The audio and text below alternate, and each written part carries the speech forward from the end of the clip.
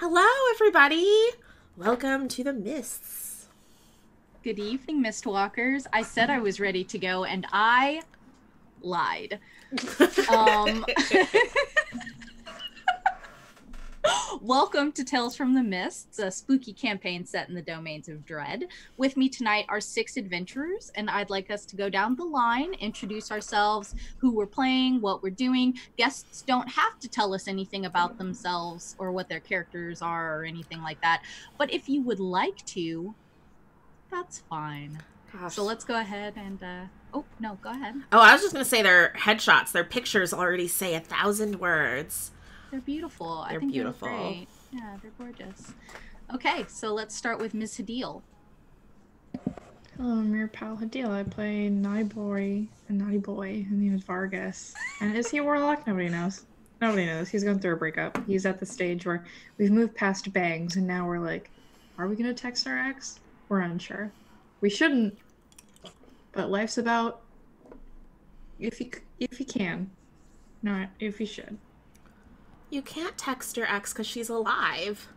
That's a weird, yeah. I mean, now is the best time to text her because she is alive. I have sending stones and I know how to use them. Don't booty call Claudia. I'm going to.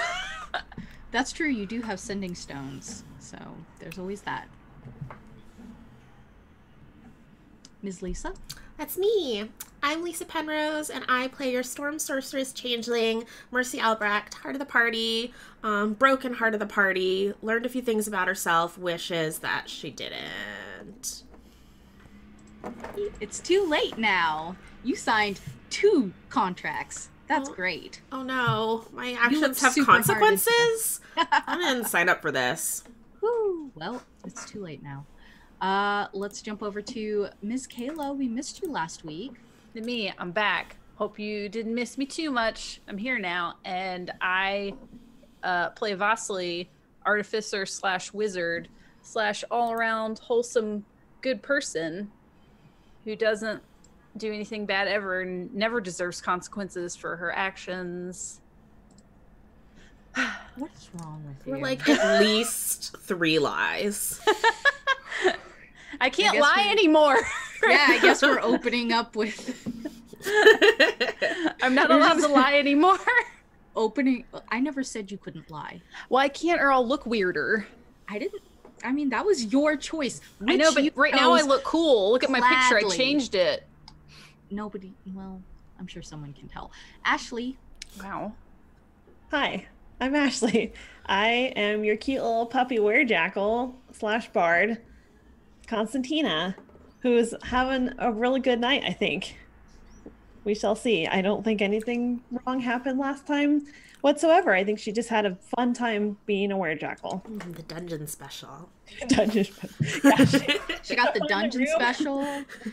She rolled insight for the first time in her life. It was very exciting. It was a very, new year, new Constantina. Yeah.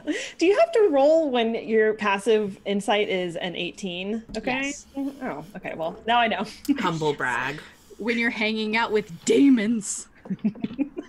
What's up, boys? What's up, demons? It's me, your boy. It's me, your boy.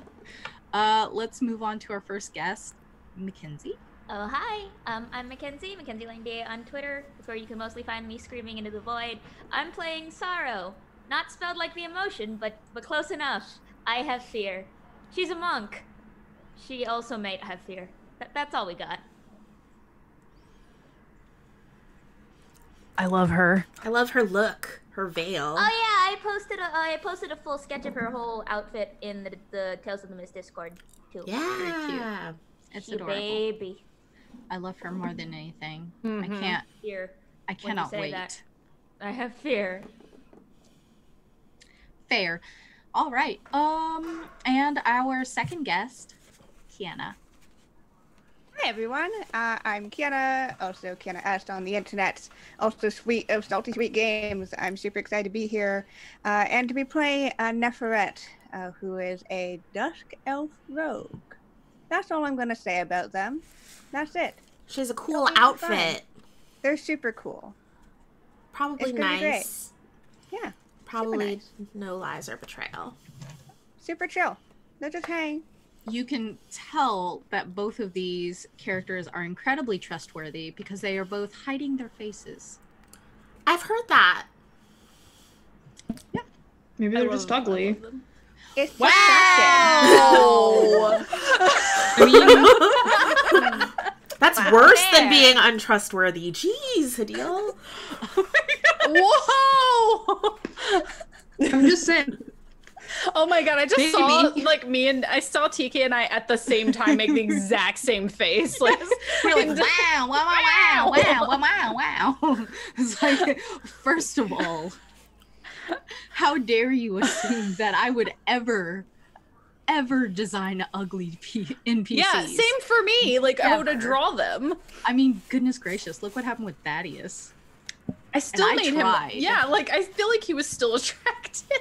I mean, there's the Awesome. whole Nikolai thing, so now I have trust issues. Who's Yeah, ugly? you're right. Who's You're right. not? You're right. Ooh, You're right. Nikolai. You're right. What a totally normal looking person in every way. So average. A solid 4 if it's dark. On a scale of 1 to 3. All right, our showrunner has our announcements because I jumped over the second part that I was going to say, so we'll do announcements first. Oh, hi everybody. Does everyone have their safety bucks ready? This is a friendly reminder to our viewers that all D&D games could use a safety system, but especially because we are Gothic Horror, we use safety cards. So you'll see us using maybe our N cards, O cards. We have an O question mark to make sure everyone's feeling okay. An X card when someone's definitely not feeling okay. If you're wondering what are those weird things they're holding up during the show, that's what that is. Well, we might just be checking in with each other. We like to normalize using them. So even when things are okay, we just check in, make sure, double check. Our next announcement is that, as always, we are doing giveaways of Mistwalker survival kits. Those have a lovely postcard, the art for which I think we're going to reveal early next week on our Twitter, that Kayla made an all-new spooky postcard for you all to send when you are to your families when you are trapped in the mists. There are Matchbook Menagerie matchbooks for you to try and summon a Vistani revolution. Your mileage may vary. There are D6s with raven skulls, or perhaps Nicodemus's spooky bird head on a D6. Thank you, Kayla. And do I have one out? Let me check. Nope. Don't know where I put it, but there's a brand new Vargis enamel pin that looks like his brooch that he wears, and it has a cameo of Lolf with a cave spider on her head. Very, very cool. Lots of really cool Mistwalker goodies. So I actually don't know if I know off the top of my head what our giveaway code is today. Do you know that, TK? It previously was ARC 2, but now it is ! Blood. Oh. Are we sure? We don't want to go back to the other one? No. Okay, cool. So then just type !blood into the chat and you'll be entered to win one of those 2 giveaways that we are doing. And then last but not least, I wanted to remind everybody that if you enjoy drinking some lovely, lovely tea beverages while you listen to Miss, watch Miss, or just enjoy your day while you're social distancing, we have collaborated with Friday Afternoon Tea, a small business here in Seattle, on a set of teas. There's Granny Hag's Basilisk Oil, a black tea with coffee beans in it. Lantern in the Mist, a tea created just for Tales from the Mist, inspired by Constantina traveling through the mists of Ravenloft. There's Have You Heard of the Hour of Ascension, representing Mercy, and the very tragic Vargis-inspired tea, Claudia Is Gone. Kayla is holding up the vials that come in the set, and you can see that she's illustrated some really, really cool labels for each of those vials. So check that out at fridaytea.com. You can also get larger quantities of Lantern in the Mists. if you'd like. But I really, really encourage you, if you're thinking of checking it out, please do so. Like many small businesses, Friday afternoon tea really needs your support right now. So we're happy to have that special set that we can support. I think those are all of my announcements today. I gently hand it back to TK. Beep. It's me wondering where I put today's prep. I found it. Everything is fine. Just a reminder to everyone, this is not a typical campaign. We have a rotating cast, which means we have 4 anchor members, being Hadil, Lisa, Kayla, and Ashley. And then we have 2 guest members, which sit with us for 4 episodes. So yeah, that'll be great. Everything's going to be fine. We're going to have a delightful time. But now it's time to throw it over to Auntie and roll that intro. Yeah, let's see what Auntie has to say.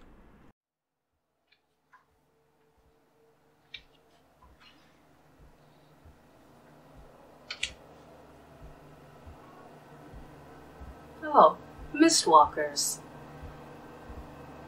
Tell me, do you ever think of yourself as just a bit player in somebody else's grand story? Alright, it was just a question. No need to get testy. After all, the last time we saw each other, things were so terribly different. I mean, Marcy had no clue as to her parentage. And she made deals with 2 night hags. One, the eager benefactor, Madame Magdalene of Club Knucklebone, in exchange for a favor to the High Judge, Popular Lady. And the other, to the mysterious fortune teller who vanished in a puff of smoke, Nyeri, who claimed to have known Mercy's mother. And I'll spare you the details, but they were delicious. Well, luckily, Mercy read the fine print on those contracts. She's a smart girl. Speaking of, Constantina slipped through the grasp of someone who was not who she claimed to be, not what she claimed to be.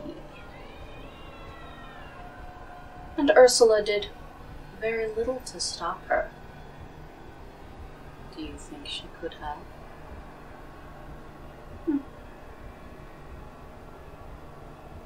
Oh.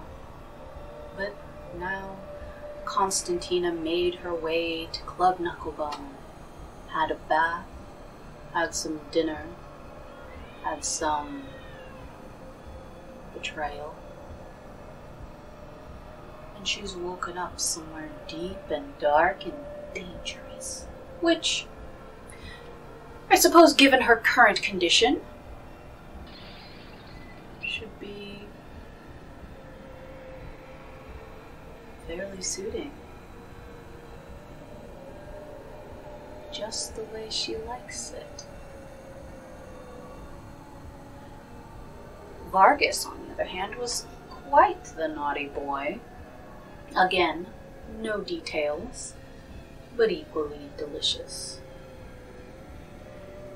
But Vasily, we hadn't heard from her all night. Probably busy with science. No. The person of the hour. Jericho, Jericho, Jericho. Prophet of the Lord of Suffering. Oh, what have you done? You met with the High Judge. And you didn't like what she had to say. And now, via your Lord's decree, the walls of Udar tumbling down. A city where the sun never set.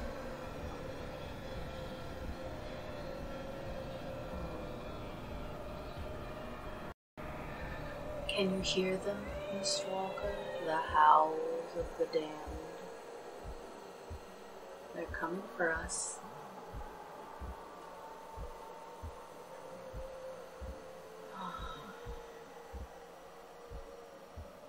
This used to be such a nice neighborhood.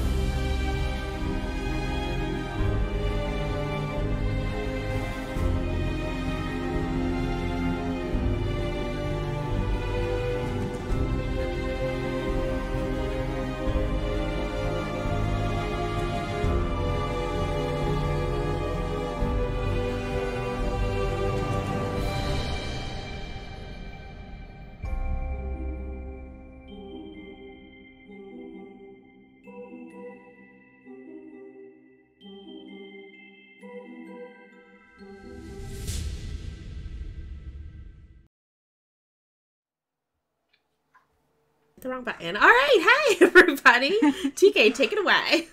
It's me taking it away.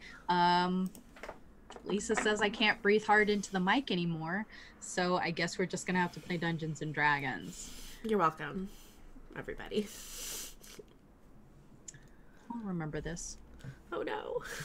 I'd like to circle back before we catch up with one of us who's locked in a jail cell covered in blood. Just one. Good job. Vasily. I thought you meant me. Vasily, you precious, precious child. You delightful creature. Apple of my eye. Where were you? I think when we left off the last time I was here, I was pulling a Skyrim and long resting outside of the store until it was time for dinner. Because I didn't have anywhere else to go. Like, I went and got clothes because the gunsmith asked me to dinner. So I just awkwardly waited outside because this is not my house. I don't know where to go. So I will give you that. Go ahead and give yourself a long rest. Oh, really? Whoa. Did you do anything for like 6 hours? I just really honestly imagined her just like standing outside and kicking the dirt. Just standing right beside a guard that just stares at you like, why? Yeah, like when you get to the movie theater too early and the other people haven't left yet and you just have to stand out there with the usher very awkwardly. Oh, you stand out there? I did one time. It was awkward. Wow. Wow. Okay, long rest. Wow. Dope. Okay, so what happened? Tell me about it. Tell me how you spent your time. Well, I guess I looked at the sky a little bit. I thought about guns for a while because I guess I've never made a gun in my life and I have to figure that out and how to modify it. Or I don't know, is this girl gonna do everything? I don't even know.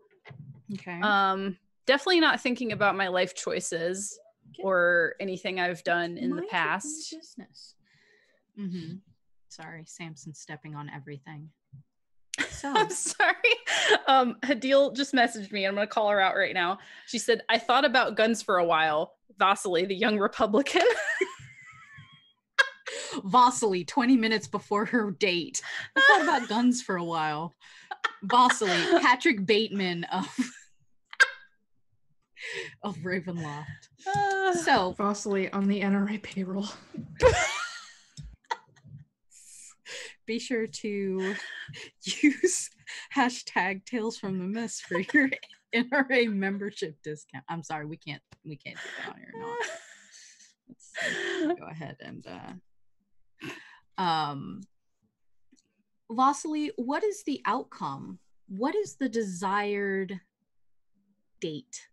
What is the ideal end to the night for you? You're not gonna get it, but tell me. Everything to go as smoothly as possible.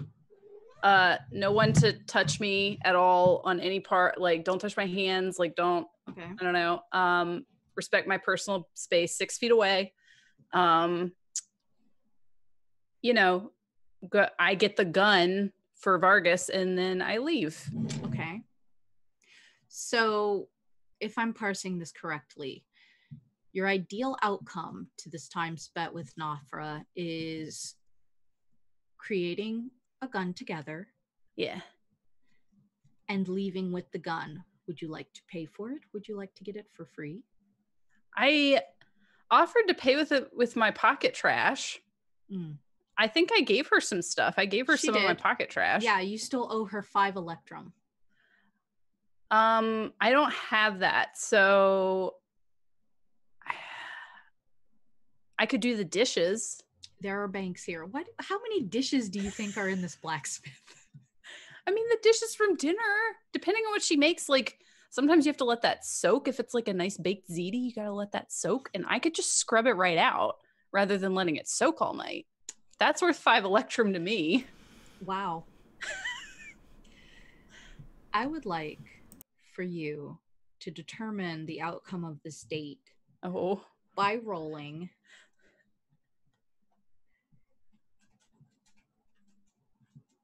the first one will be making it clear that this is not a date without offending her.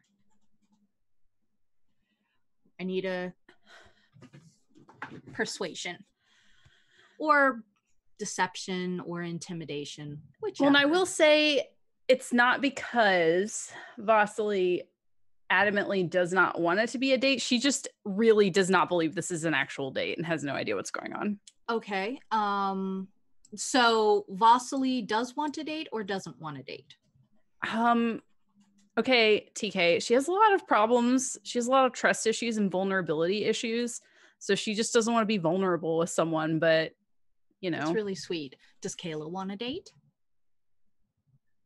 Kayla isn't certain. Kayla wants to let the dice decide. Kayla, this is TK asking you out on public. Oh my God, really? That's a lie. Don't tell my husband. No, of course not. Oh, nerd. Okay. Okay. So Kayla wants the dice to decide. Yeah. All right. Roll to persuade Nafra that this is not a date. Okay. Or you can roll insight to interpret whether or not it is a date, but you will be using up one of your 3. You're going to have 3 skill checks for this. Let's do insight. I think that makes more sense considering her attitude about it. Roll insight to see what kind of dinner time activity she has in mind. Oh, that is a 17 plus 2, so 19. Okay. Thanks, level up dice.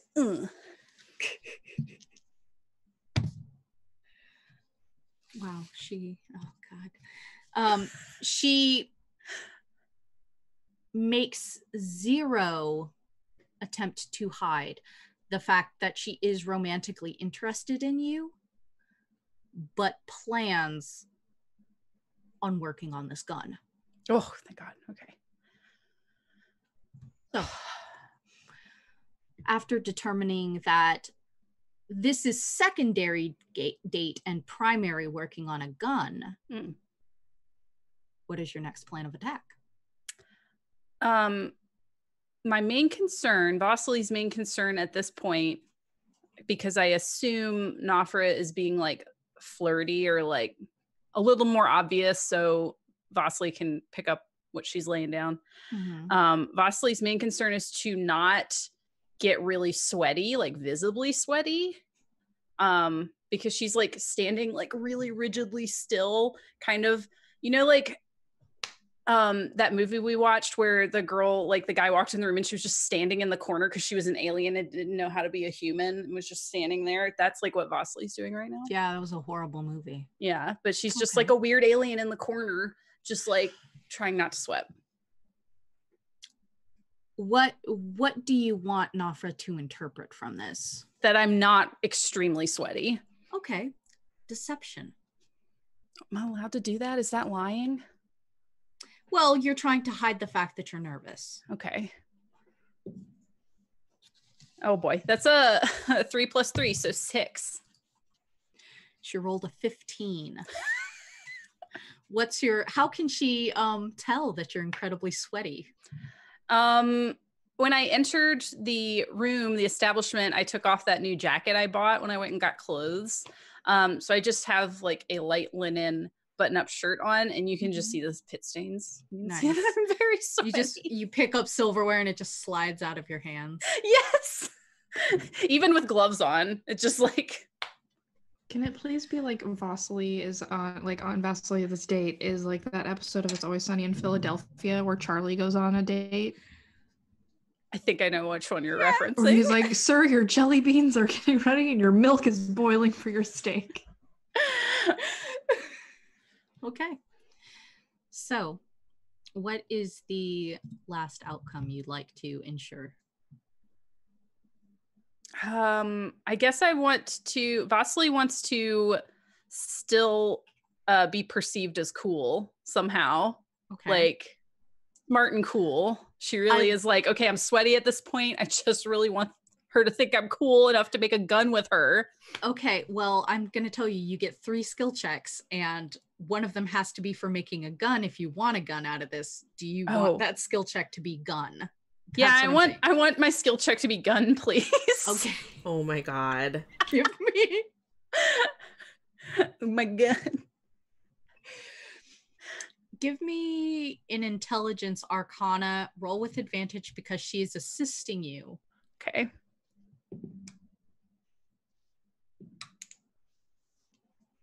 That would be an 18. With an 18, you do manage to, between the two of you, augment this pistol that she has.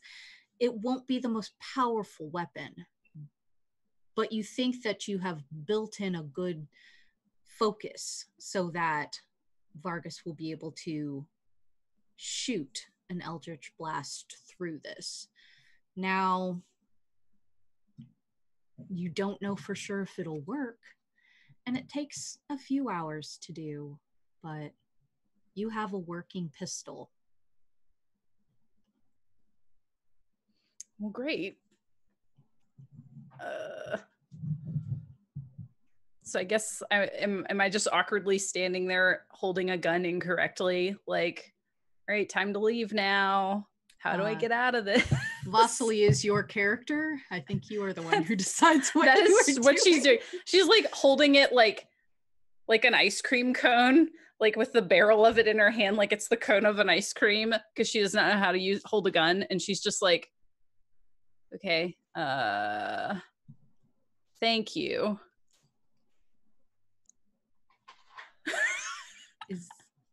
And she holds out her hand for 5 electrum.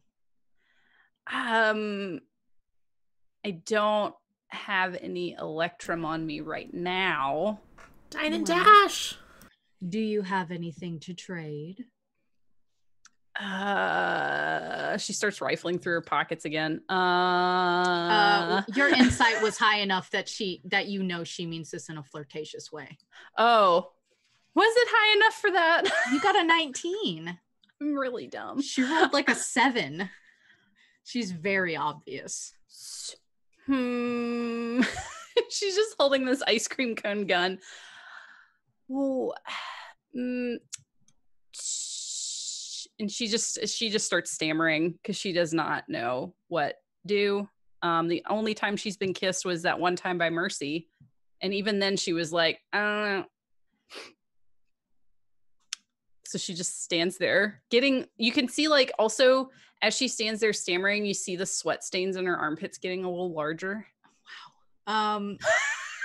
I think because Nafra saw that you got a 6 with that, trying to hide it last time, she pats you on the shoulder and says, "That's all right. You can come see me another day. You'll just owe me one." Okay. Thanks. And she just turns and leaves really quickly. Your coat. Oh, okay, thanks. And she just reaches back in her arm only and she grabs her coat. And in doing so, she like knocks over the whole coat rack and that hits a shelf and stuff falls over and she just like runs. It's just a domino effect. Yeah. And Nafra's just standing there in the middle, like surrounded by all of these Nerf guns on the floor. And she's just running with this like gun in her hand like an ice cream cone. Like, oh God. I did it. That went well. Yeah. Thanks for the hot date. You're welcome. So,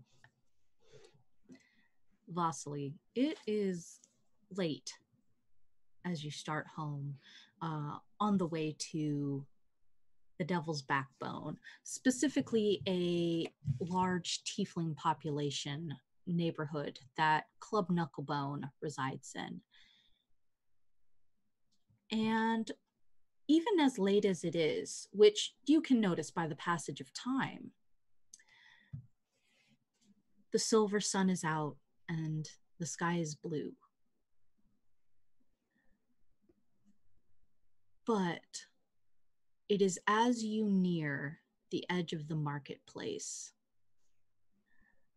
that you hear a low hum that thrums through the pit of your belly and hums out and vibrates through your body, and it sends all your hair staticking straight up. And you see these pockmarks peppered in the sky, bright red. And you see that silver sun steadily turning black.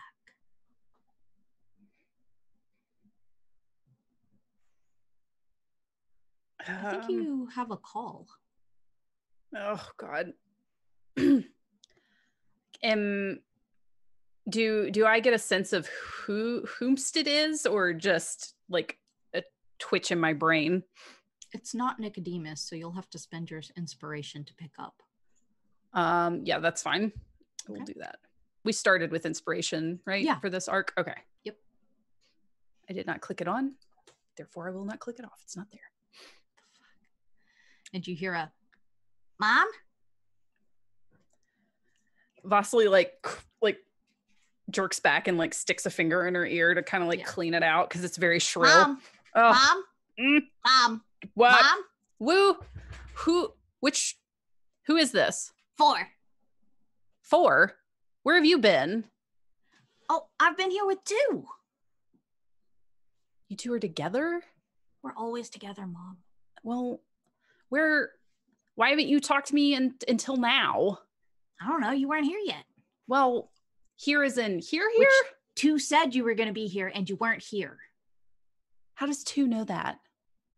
2 always knows. 2 does not always know. I made 2. I know what 2 knows and doesn't know. Well, then you shouldn't be so surprised. Where are you?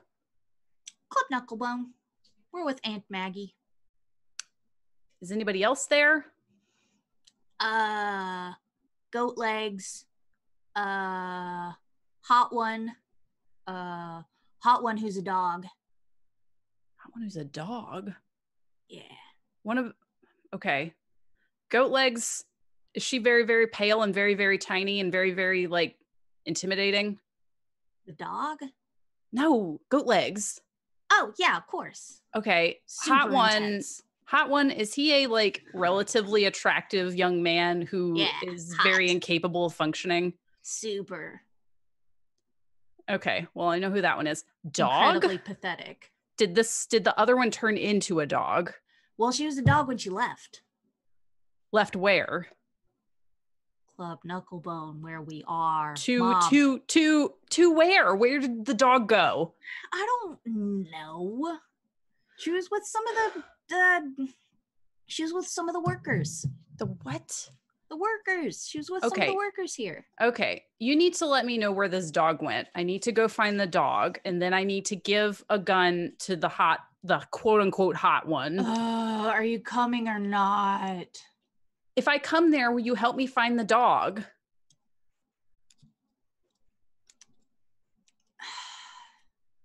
I gotta check with 2. 4. And then you hear click. Okay, she stomps off in the direction of Club Knucklebone. Sorrow, how long have you been watching Vasily?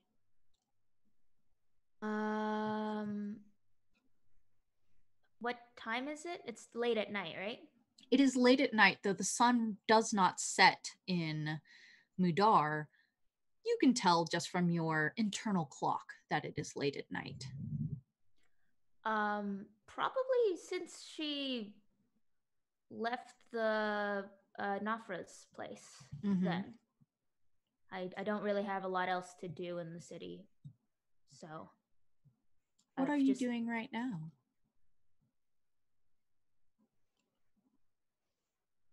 Looking for a trail, I suppose. A trail. Mostly running errands, looking for a dog.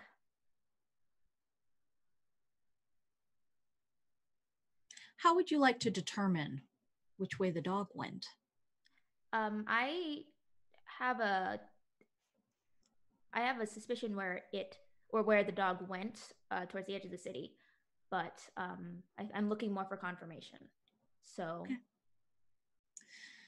How would you determine confirmation before I make you roll for it?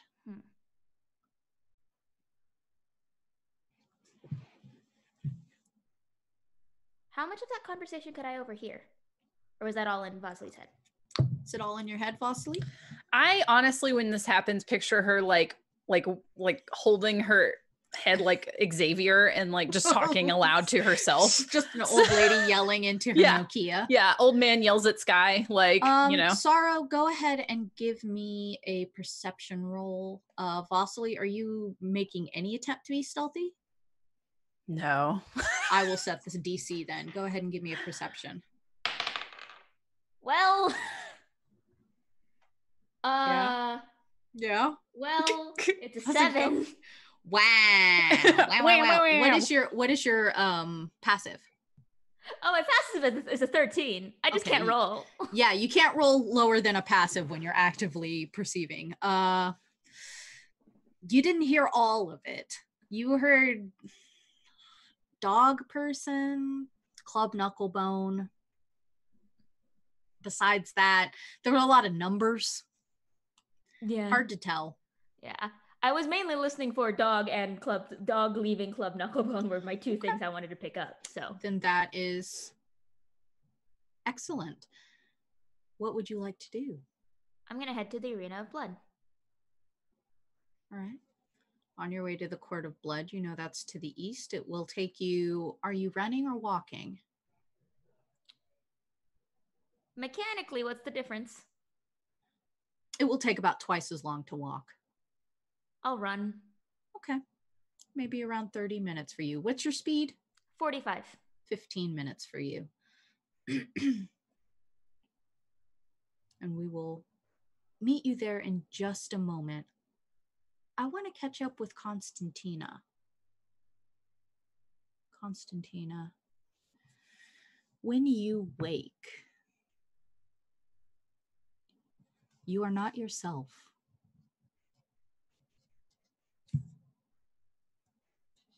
There is something sweet in your mouth, and yet it stings metallic. You're not entirely sure what it is you ate, but you remember the tieflings slipping you some manner of dessert.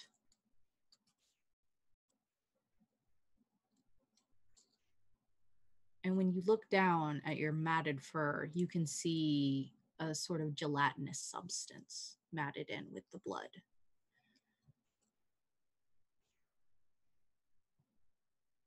Like Jell-O? Or like unidentifiable substance? Let's say it's like a red aspic.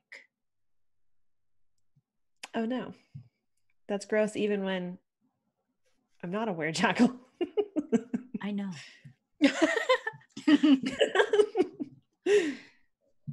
And this cell, which is dark, dreary, and very cramped, you can hear subtle breathing.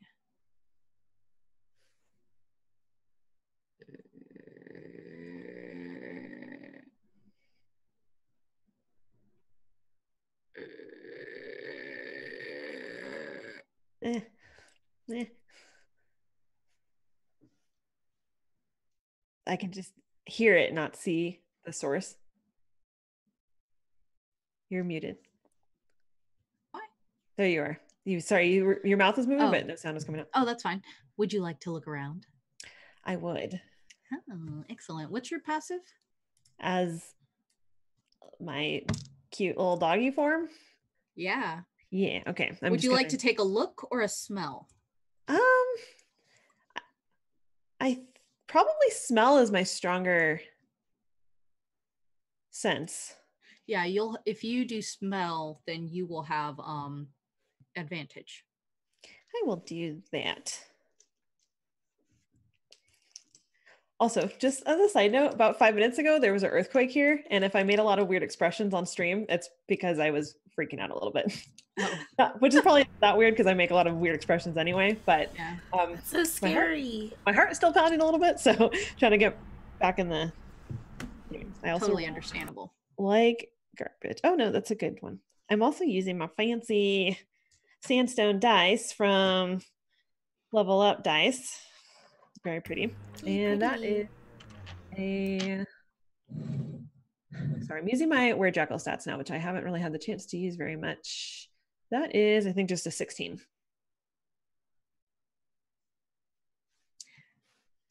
Yeah, you can smell something in here. It's a mangy, matted fur, the stingy, metallic scent of old, dried blood, the musk of another canine, not like you. And you feel this involuntary snarl. Who's that wolf? 2 of them. And you can hear claws scraping stone.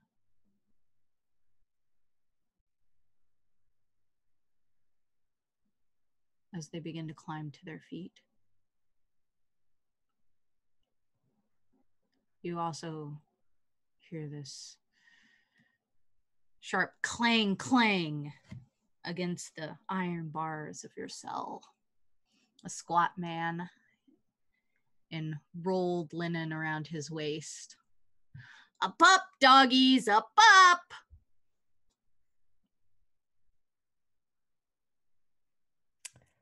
I guess am I in, like, do I have any sort of like shackles or any sort of bondage on right now? Just me. Okay.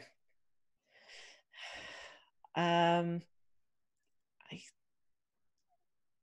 don't, is there any other, like, all I can really see are these other creatures, this person, and then just like this like the walls around me, right? Pretty much. Okay. I would say it's probably about a 10 by 10 cell. Okay. No light. I get to my feet if I'm not already standing. Say, all right, take this water. 10 minutes before the first match.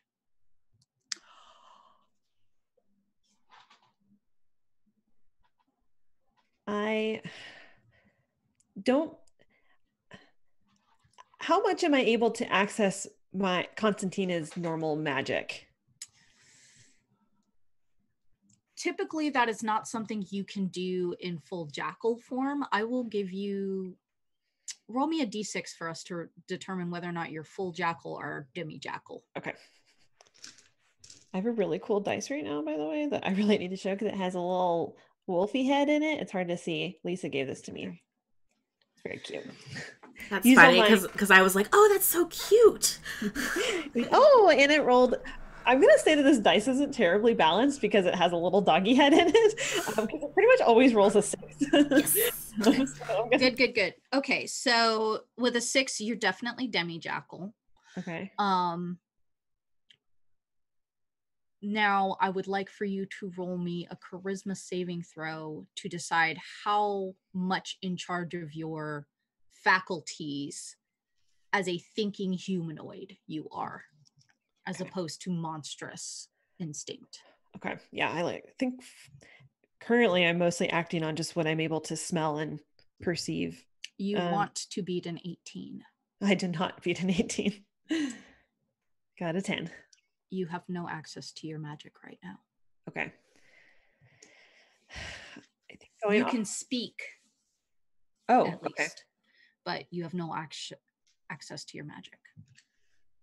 Okay. I'm going to choose not to speak for now, but I'm going to kind of use my instincts to guide me a little bit. So from what I can see, the only way out of this is probably where the person on the other side is standing. So I will just kind of follow that instruction for now.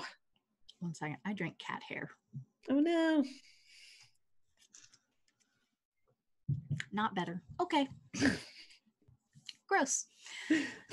After a few minutes of sloshing water through the bars for the 3 of you to lap up,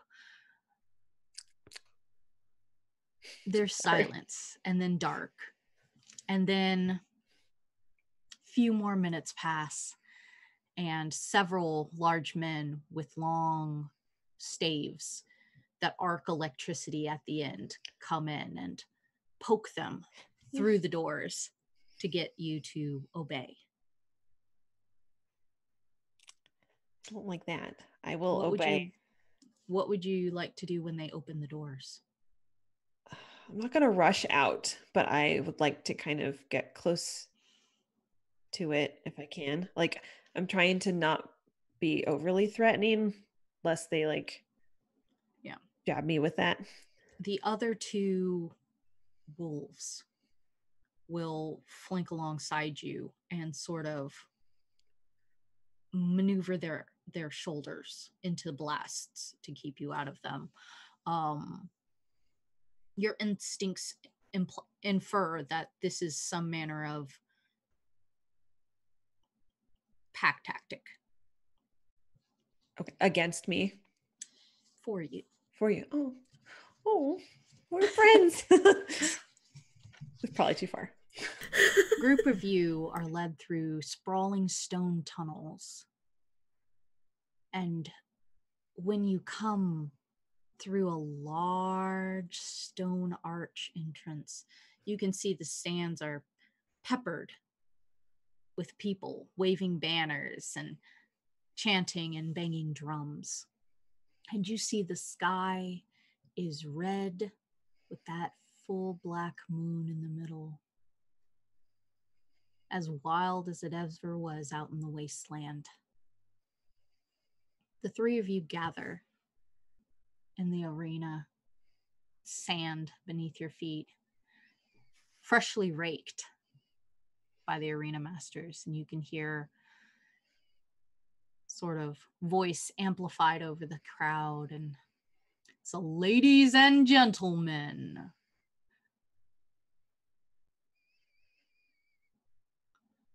you hear the announcer go down the list of titles, sponsors, and finally other arena workers pulling out 3 large wooden crates with chains wrapped around them. They set them in the center of the arena. It is now that you notice the bodies strewn out, scattered like flower petals around the floor of the arena.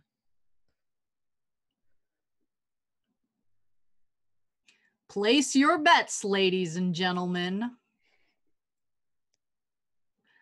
Let's see whether or not the pack can make quick work of these Dybbuk's. The announcer fades, And the workers flee. And the boxes creak open. The wolves flank you. We'll be right back. Club Knucklebone.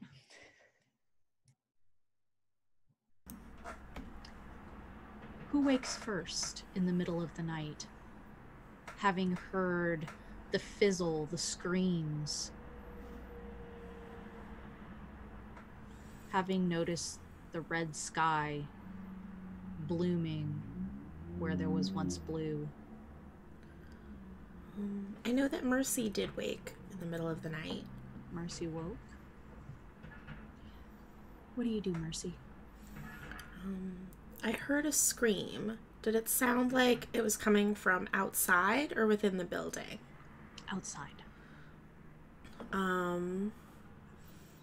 Mercy starts and she goes to the window and she first just kind of looks around to see if she can see anything in the... It's not really darkness, right? No, it's not really darkness. It's a very dim light, but not dark. When you look out, everything is washed red. This is different. It is very different. Mercy has already kind of had a stressful day and she's waking up in the middle of the night and she sort of rubs her temples a little bit. She's thinking to herself that she wants to go and see what that scream was, but she doesn't want to go alone. So she's, I don't know if she had an idea of where Vargas's room would have been. She's probably going to go looking for him, so she has a buddy. Vargis, are you in your own room? Listen, we all know that I'm not. Vargis, And there's like several no- do not disturb signs like on the door. It's just an enormous door that is a do not disturb. Kayla said in the chat, I imagine Vargas sleeping through everything in matching pajamas and a satin eye mask, which you're right. You're right. Mercy, do you knock on the door? Do you disturb? Mercy is going to lightly disturb. Vargis, I'm not going to make you roll to Vargis? wake up. Vargis! I Vargis! will do the thing where you like you go to the door and you like open it. Mercy. You accidentally put the sign on your door. I did. I'm not proper right now. Could you back in several hours? There was a scream and the sky is red. Did you see? Did you look at your window? I mean, I assume the sky is just weird here, but the screaming probably from the dons. You know, there are some people who are into very. It sounded like it was outside, so. And have you seen Vasily and Constantina? We should go check on Constantina. Maybe they have outdoor sex dungeons. I mean, What? yeah, again, no judging. No judge if that's somebody's thing. Like, I know that exhibition, not for me, but someone. I suppose if it's not hurting anybody. But anyway, we should check on Constantina, and I haven't seen Vasily. I don't think she's in the rooms they set for her, so... Probably not. What does that mean? You know what? It doesn't, because she's probably doing science. Why would she? She's probably doing science, Mercy. That's true, but she would have said good night.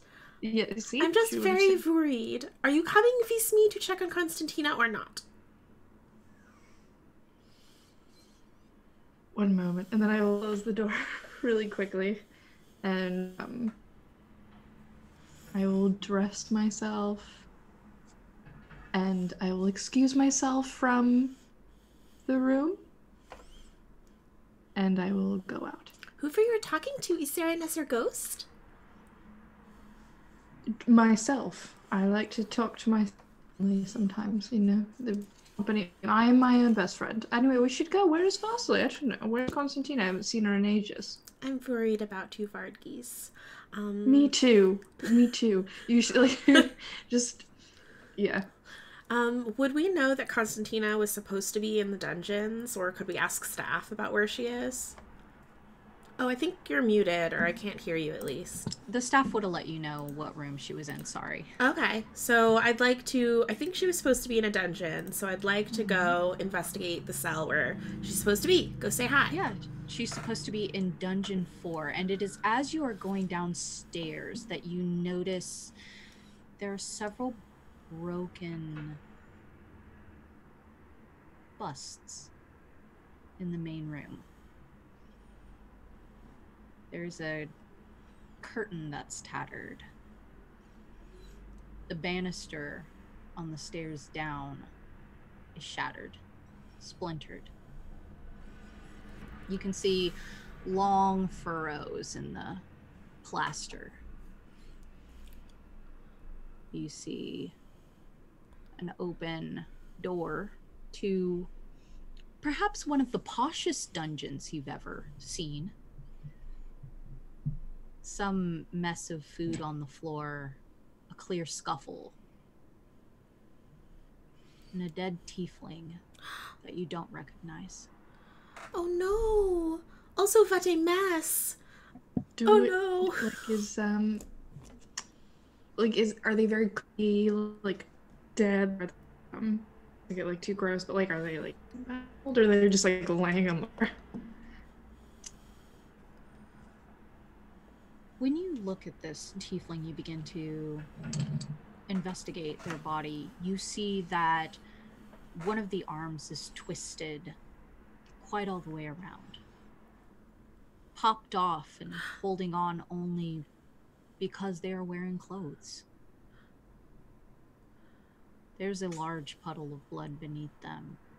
Most of their face has been ripped away from the bone and muscle underneath.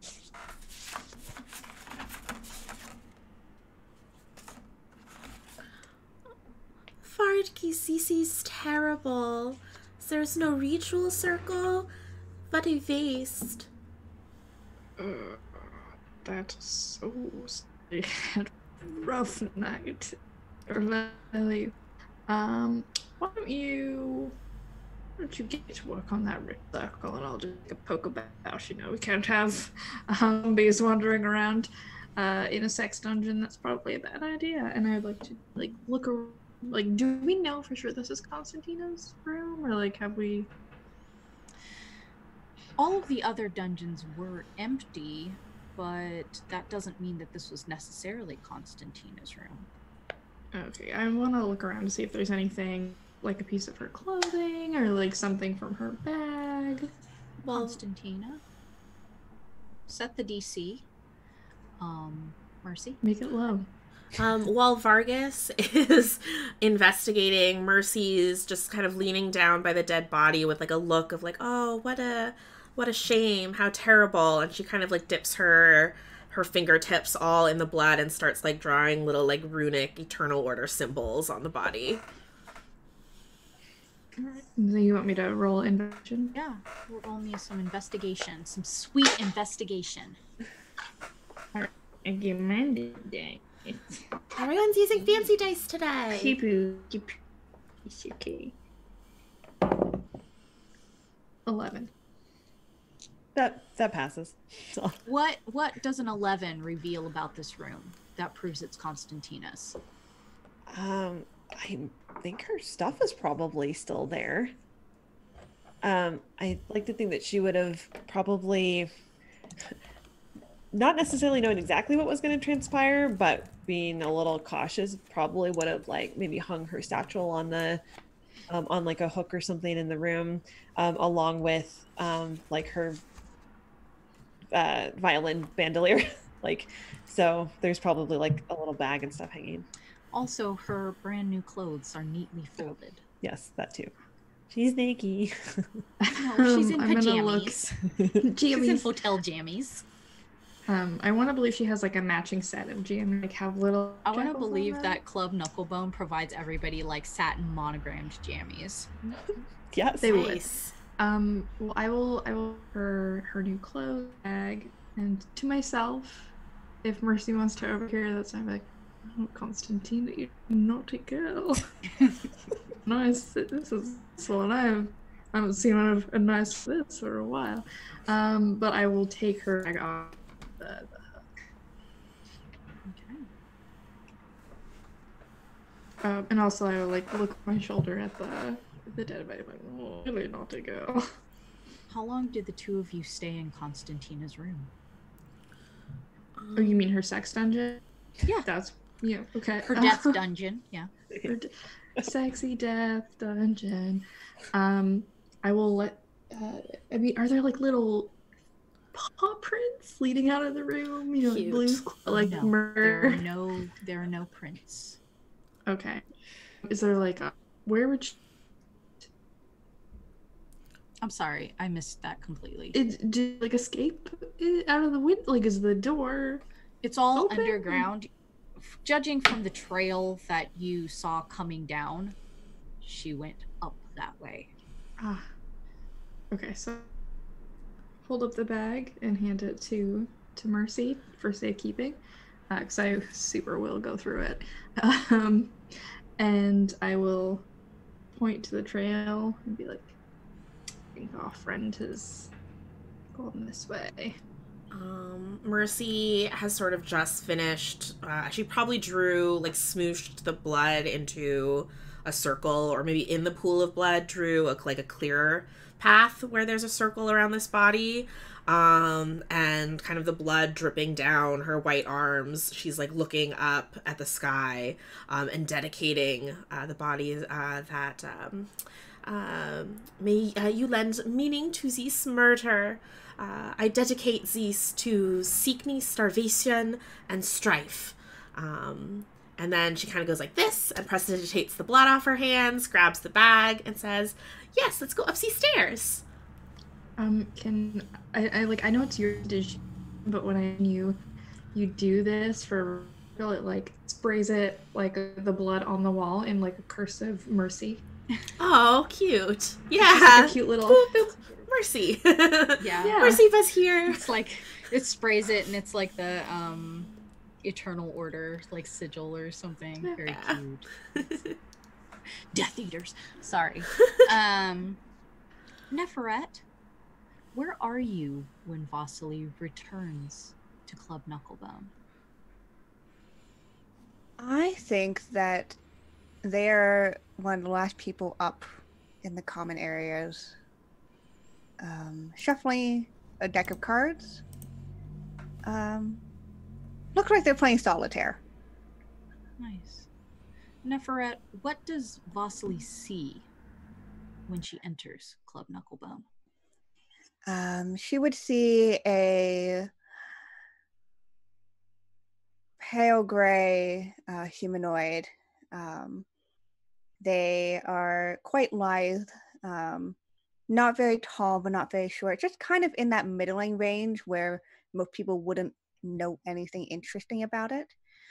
What is interesting, though, is that they wear this jackal-like mask, at least a half mask on the bottom of their face, and their and the only hair on their head is a side braid.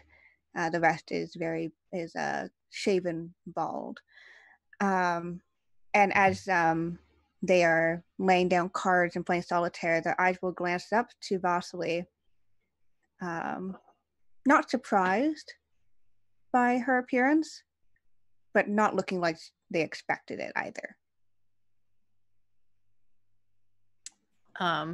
Vasily, I guess, like enters, and is Neferet the only person in the lobby, like the super destroyed lobby at this point? Yes. So she starts looking around, and she cautiously kind of calls out, like, 2, 4. No answer. So she kind of taps her foot a little bit, and Neferet, you see that she's like holding a gun in an incredibly inappropriate manner, just the completely wrong way.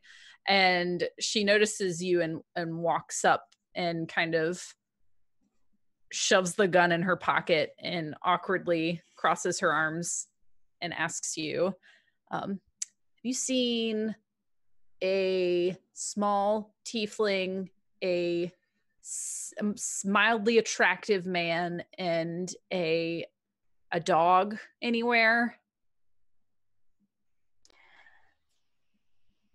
Well, I've seen where the dog was taken, or I could make a good guess. Oh, can you tell me that's my friend, and I think she's in trouble. She's not great at being a dog. And Vasily like very awkwardly tries to wink. I don't know. She's trying to be like, you know what I mean? Yeah. She's learning so much about like social. She's doing a great job, okay? Yeah, Neferet starts to like not breaking eye contact with Vasily, but starts to, with one hand, gather all the cards into a very neat pile, very practiced with a single hand.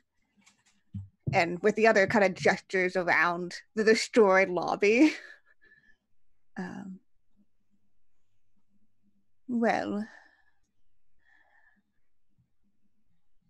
I was going to assume that the dog was your friend.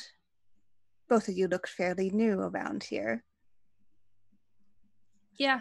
I have no idea what's going on or where I am. I'm just kind of here. But I need to help her. I can't. I guess technically it's my fault. If you want to get technical, but I do want to help her. I need to find her. All right. I would suggest that you gather your other friends 2 and 4. Yeah, well, 2 and 4 aren't my friends. They're I made them. Your children. I made them in my own my image. Your creation. Yeah, that's a better term. They're around here somewhere. One of them, oh gosh, I haven't seen them in a very long time. They just both look really weird. That's not a probably as useful of a description here as it might be from where you are. Fair. Vargis and Mercy, this is where you find them. Chatting about Vasily playing God in the lobby of the Club Knucklebone. I feel like playing God seems a little harsh. You I feel know, like- have you seen them? I feel like She Mercy did say in her image. So. Mercy and Vargis are in the middle of a conversation where Margis. where Mercy is telling Vargis, "Why did you leave a weird note in my bag? We're together all the time. You could have just told me." Mercy, my perfect angel, I love you so much. I'm going through some things. I'm thinking maybe I should get bangs. I'm not sure. But, I found Vasily. Oh, Vasily! You should Yeah. not get bangs. Vasily! Fair, that's fair.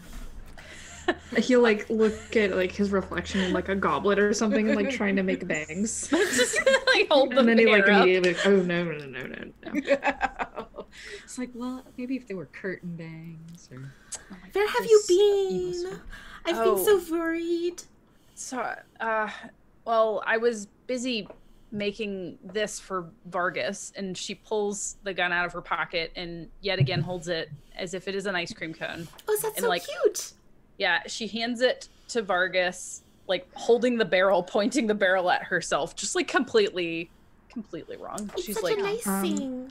Vargis will heave a long-suffering sigh and be like, Vasily, you idiot. It's not how you hold it. And then he will also hold it the incorrect way. Like, he'll, like, grab it by, like, the trigger guard or something and just be like this, idiot. how are you supposed to shoot it like that? You use the other hand and you push it. I don't think that's right, but you need to figure it out. Well, it feels fine just like this. Can you roll me a d20 real quick? my Hideo? God, I'm gonna shoot from Please this tower. let this be Vargis shooting himself. Please. I did get a 19. Do I need to, like, what am I rolling for here? Everybody else Roll a dexterity saving throw. Oh god. Okay. I'm also rolling my fancy dice. Somebody go die. Natural 20. Oh my Nice. gosh. Don't fail me. Level up. A 17. I probably add stuff to it though. I got a 6. Vargis. An unnatural 20. Vargis, please add a laser pistol.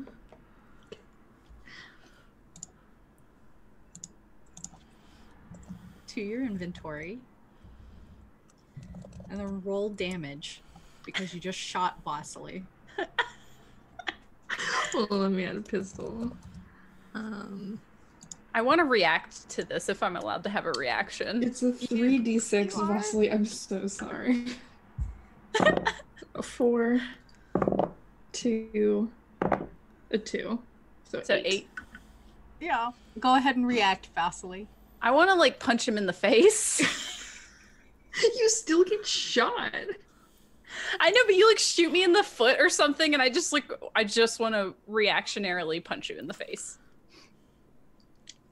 I'll allow it. Roll. I did make Vargas shoot you, so. Do I need to roll anything to oppose? No, it's against your AC. Okay. Okay, well I got 14 to hit. Rip. Do a 1d6 for unarmed attack. She hit so hard. Oh, it's okay. I just got a 1. I feel like it's like bang, and then Vasily punches Vargas, and Mercy's like and then with her, she like hasn't even said anything to Neferet yet, who this is happening in front of, and with her gauntleted hand, she reaches out for the gun, and just tries to tear this dangerous thing away from the children. Neferet had to be like, what do you have? A gun! Yeah, Neferet had barely blinked during this. Like, they are incredibly just like, they just finished with the one hand gathering up the cards, and they're like hitting it against the table to sort it. And yeah, they're just watching.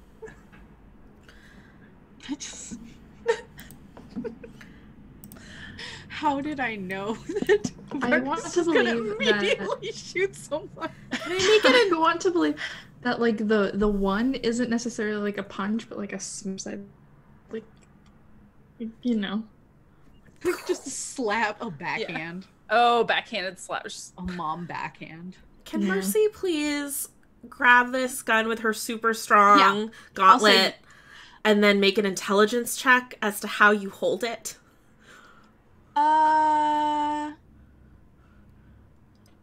Yeah, let's use.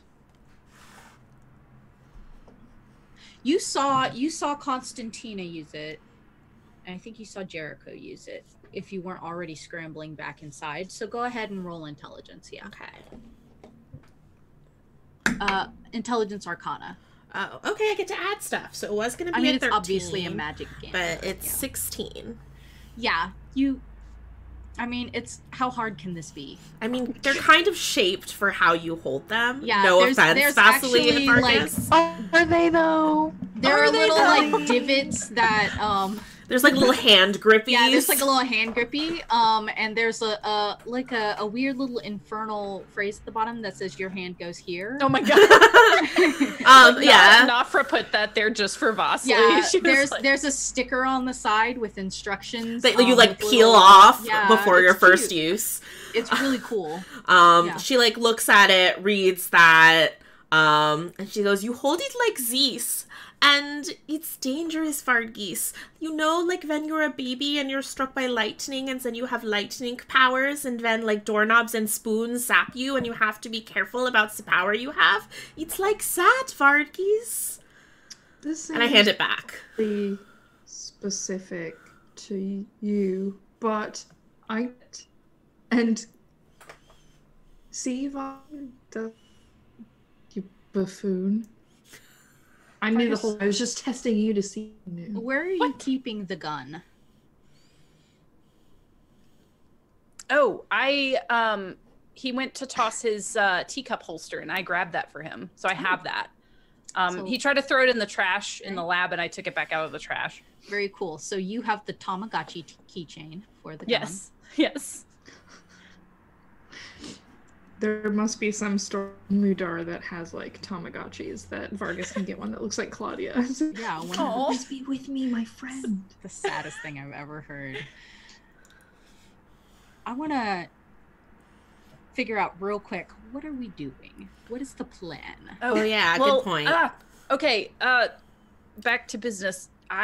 We need to find Constantina and That's what we're doing.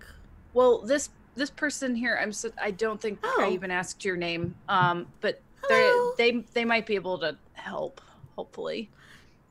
Are you a friend of Constantina? Isn't she nice? Everybody's her friend. I'm sure it'd be interesting to get to know her a little more when she's a little more herself. What do you mean? Did Constantina transform? I mean, does that make sense? Now, Vis also sings Visa. Does that make sense? Do you know where she is? I have a pretty good idea. If you would like, I assume all of you are new around here. I can guide you where I think she is. Yeah. Yes, please. I'm very worried about her. There was a murder, vis no ritual circle or anything, and I feel like Constantina has known me for a while and she knows that's important to me, so maybe she didn't do it. Or she's not feeling well. We should go find her very, very soon. Well, from what I saw, she wasn't quite in control. That is not just the dog thing, but, how to say... Seems like some people were taking her somewhere. She was kidnapped? Oh no! Mercy starts to fret. Yeah, we need to... Can we go? Can you take us there now so we can get her? Also, how do you know where she is? Well, I was walking by around here, and well, I wasn't in a position to stop or say anything, so I came over here where I saw that she was being taken out of, and hoped that I'd run into her friends, which it appears that I have. Well, let's go, San. And yeah, Neferet will stand up and slip the pack of cards into a little like satin pouch. The name's Neferet, by the way, and all of you are. It's nice to meet you. I'm Mercy Albrecht. Neferet will shake Mercy's hand. I shake and then immediately prestidigitate my hand. Vasily kind of puts her hands in her pockets so she doesn't have to shake hands and just says, "My name's Vasily." My name is Vargis. And I will like extend my hand. I am still kind of scared of the gun. Yeah, Neferet will meet the handshake. Not too firm. Not too firm. Right. Vargis does not have a firm handshake. Like, we all know this. Right. I hope that all of you don't mind walking. It's about 30 minutes. Can we get there any faster? Can you get there any faster, Vasily? I don't know. Can I? Yeah, can I do that without soul coins? Oh, yeah, that's right. If only somebody in your group had soul coins. I'm gonna look around the group. It's me, you dingus. I have 2 left. I have 4 left. Okay. Well, I guess. Gosh, I'll take one out and be like, I feel like if you did this to your weird son, he will turn into the weird mother and take us faster. Oh, yes. Yes. Okay. Actually, I'll just give her the remaining 4. But like, I'm not gonna feed him. I've already lost 1 finger this season, and I'm good. Oh, okay. What happened to your finger? Did we never address that? No, we can't address it, or it's like doesn't work. Okay, I retract my statement. We retcon. Be like,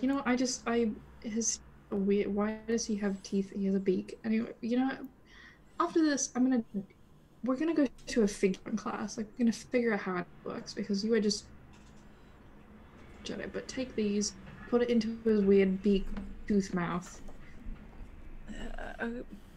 I'd say thank you, but I don't trust you at I all. I wouldn't trust your weird either. I'm just saying. I'm very worried about Constantina. Quick, transform your son into a giant monster and feed it a soul. Well, yeah, listen to. Jeez, we're trying to. Okay, well, see if I ever not thank you ever again. And she throws the figurine on the ground, so Nicodemus will emerge. And yes. What do you say, Vasily? Yeehaw.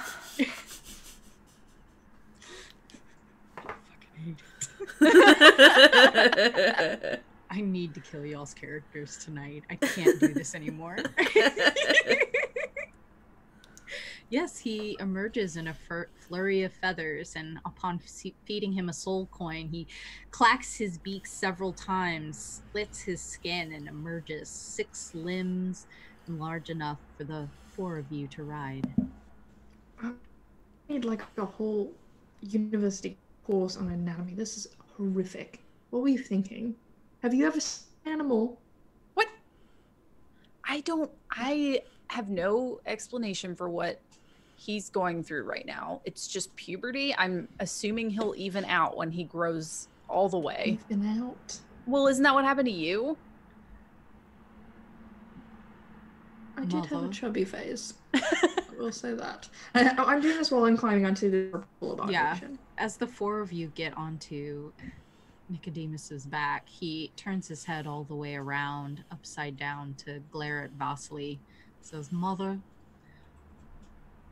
inside?" Oh, should I have done this outside? He's much too big to get through the door, but he swiftly solves this problem by beginning to use his 6 limbs to spider climb up the walls of the atrium and headbutts the glass once. It falls in this cascade of stained glass. He climbs up and out and into Mudar.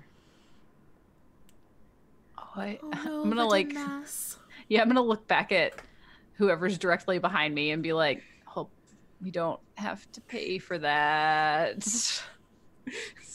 Man, I'm sure glad we hung out with Madame Magdalene. She won't be mad. Sorrow and Constantina. Sorrow takes you almost no time to get to the arena, and wouldn't you know it, your favorite show is on. You can see Constantina at the very base of this arena, surrounded by dead bodies, flanked by 2 werewolves, facing down 3 locked boxes.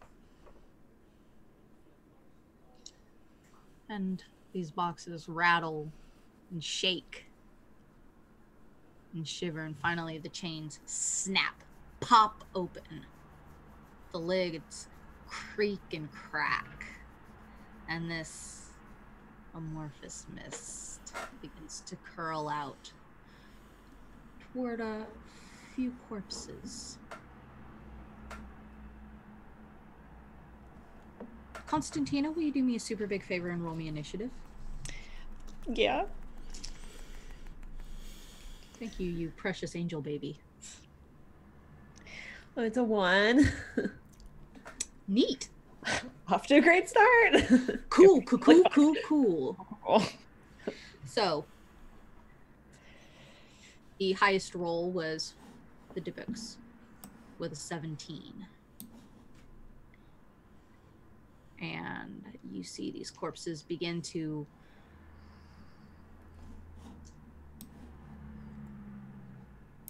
convulse violently against the ground.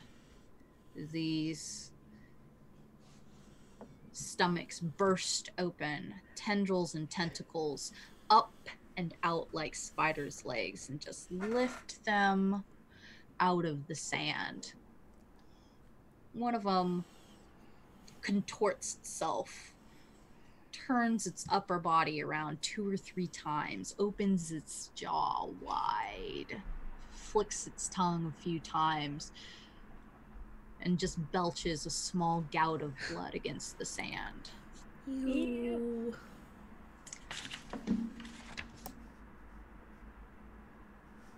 There's a stink here of this rotted flesh, and you see the maggots, clear as day, crawling across their skin as they make their advance towards you. This arena, for your purposes, is about 60 feet across. They are midway. You 3 were about 10 feet away from the wall. So you are, if they are 30 feet and in the center, you are about 20 feet away from them. Okay. And they shamble towards you. Their bodies. It's a very interesting shamble, isn't it? Because it begins with this staggering walk where you can hear their shins breaking, the brittleness of being dead. And suddenly, as though picked up by their shoulders, they slide forward, the tips of their toes dragging along the sand.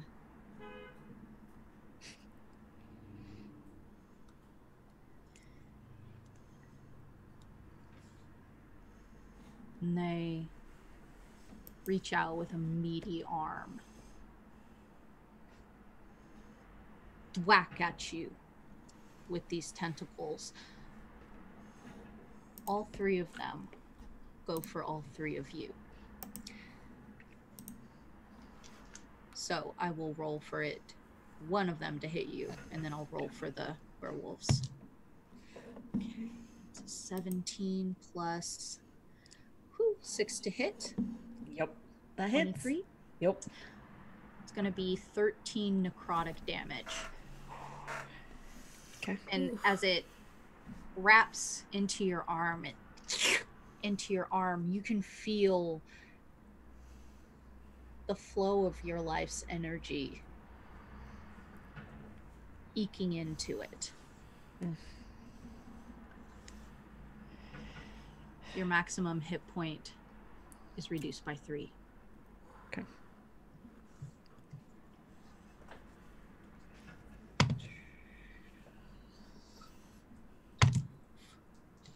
Ooh, that was bad. The werewolves managed to swat away their tendrils. The 3 Dybbuk are going to popcorn to you. These werewolves will act on your turn. Okay. You are free to command them as the leader of the pack. Cool. I will. Can I command them for all of us to act at the same? So we all act at the same time then? Yes. Okay. Remember, you do have pack tactics. Cool. Okay. I don't see that on my stat block, so I'm going to pull up the are they werewolves? Yes, they are werewolves. Okay.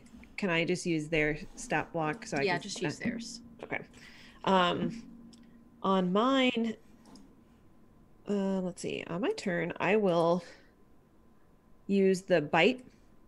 Okay. I'm going to do a multi-attack. So I get 2 attacks, one with my bite and one with a longsword, but I think I'm just going to use my sickle like I have in the past as my like edged weapon for this.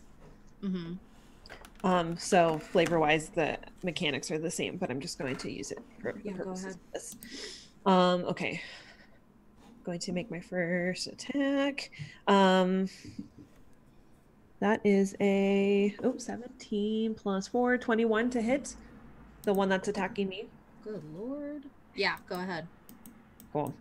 I'm going to have the other two wolves also use their bite action as well. Would you like me Okay. to roll for them? Yeah. Okay. So they are, let me use two. How much damage did you do the one that you sorry. hit? No, it's no Probably problem. actually roll for damage, right? That is 5 points of piercing damage Uh-huh.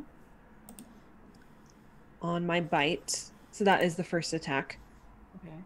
on my turn. I'll close out my turn and then I'll roll for them just to make it easier. And then on my second, oh, that's pretty good too. Let's see. 17 for my second attack. Okay. Yep. Okay. And that is with, oops, that's 1d8. That is 10 points of slashing damage. On the same one. Yes. You slash into it with your sickle, and this tendril that had gripped you falls to the ground and begins to shrivel up. Okay. So my sickle seemed to work. Did the bite, like when I bit it, did it seem to take all of the damage that I... It seemed like when you bit it, you got this sense that it wasn't doing as much. It wasn't doing as well as it could have. Okay. Can I use that knowledge to affect the actions of my two wolf companions, or speech is a free action? Okay. I don't know if, oh, I guess we can all understand common. Okay. I'm going to say use your weapons and your claws. Yeah, the two of them have scimitars at their waists, or long swords at their waists. I'm going to roll for them now. Okay, go ahead. I'm rolling 2 separate dice, but I'm just going to say what they get on the same turn just to make it faster. That's easier. Yeah, totally understandable. One got a, let's see, that's a 17 and a 14 for attack rolls. Yes, both of those hit. Okay. And then are they attacking the one that you attacked, or are they attacking? I'm having them attack the ones that are attacking them. Okay. So 14 on one and then 17 on the other, and then I'm going to roll for damage. And this is their first of their multi-attack. Mm-hmm. And this is with their, I'll say this is their scimitar attack. Okay. 8 points for one, and then we'll say that's the one on the left. And then 6 points of slashing damage to the one on the right. Slashing damage, sorry. Lots going on right now. Okay. And as their swords bite into these Dybbuk's,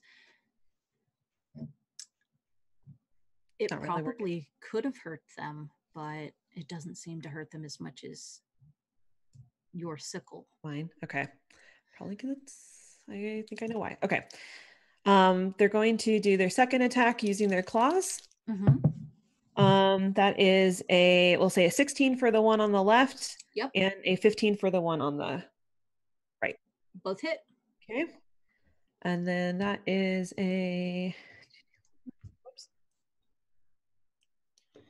let's see, 4 points for the one on the left and 5 points for the one on the right, both slashing. Okay. Non-magical? Correct. All right.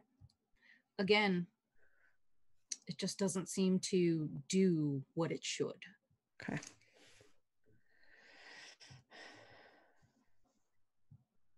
Sorrow. What do you do? Which side looks like, oh god, my voice. Which side looks like it's winning the fight? Well, Constantina did take some damage, some hard damage, and yet the pack seems to be carrying their own. They don't seem to be equipped, though.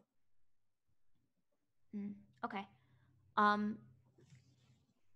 Do I know just how for what do I know about how like the arena works, like in terms of like show scheduling and what happens to the fighters afterwards? Roll me a history.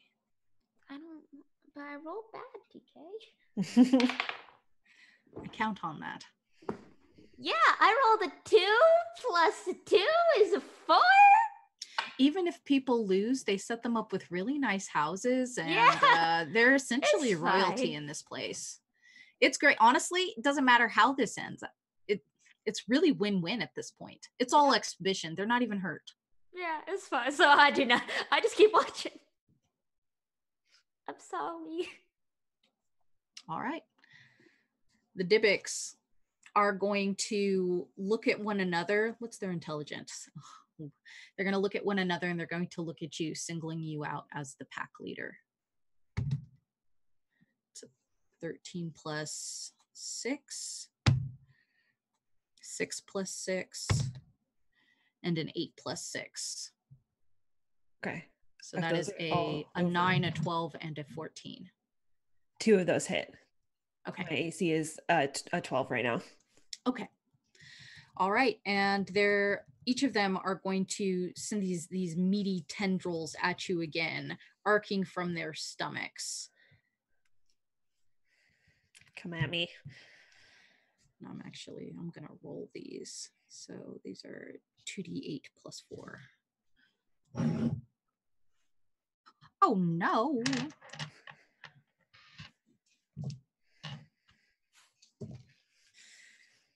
Oh, boy.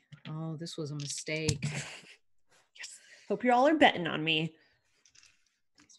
Okay, coin. so it's going to be 8 plus 4 is 12. 5 plus 4 is 9. 3 plus 4 is 7. So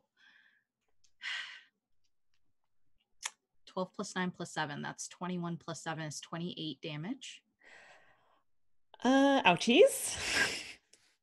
Jeez. You will take 9 off of your maximum hit point. Oh my god. Yeah, maybe don't bet on me right now. Maybe I've given you some bad advice. All right. I'm hurting.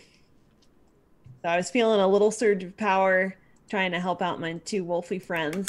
Feeling okay, like we could do this, and then this attack put me back to reality. So I'm struggling. It's your turn, Constantina. I'm gonna channel this into some angry rage. I know I don't get that as a were jackal, but it's more of an attitude than a mechanical benefit. All right. I don't really have... You do still have your dark shadow. I will do that on my turn. I'm just trying to give my companion something useful, but I think all I can really do during this is to just have them continue to attack the way that they were. But I will attack first. I'll continue to go for the one that is like on me the most. And I would like to use my dark shadow. Okay. So I'm going to use my inspiration. Yep. Okay, so this means I get to attack twice on my turn. What is your dark shadow? You haven't ever used it on the show before? I have not. So I had one, now I have a different one. So my new one now is called Threads of Fate, that allow me to spend inspiration to twist time and attack twice on my turn for the duration of the fight. So I'm leveraging my Oracle of Fate benefits to do this. So since I can already multi-attack, does that mean I get to go 4 times? You get an extra action, but okay. I think you only get 1 attack action. Okay, that's fine. Yeah. I would like to... Never mind. So you can attack 3 times, I believe. Okay. I will do that. I was going to see if I could... I don't have any items or anything to give to my companions right now, so... Okay. I will just continue to attack the way that I was. So I'm going to try and first go for the one that I attacked last time. That is a... Oh, I don't know if that's very good. A 12. A 12 12 will not make it. You swing wide. Okay. I'm gonna attack again with I'm gonna use my sword for this next one if I'm able to. 14. All right, 14 makes it. Okay. Or I'm using my sickle, excuse me. Sorry, I'm reading things and also trying to speak, and my brain does not do very well at trying to multitask.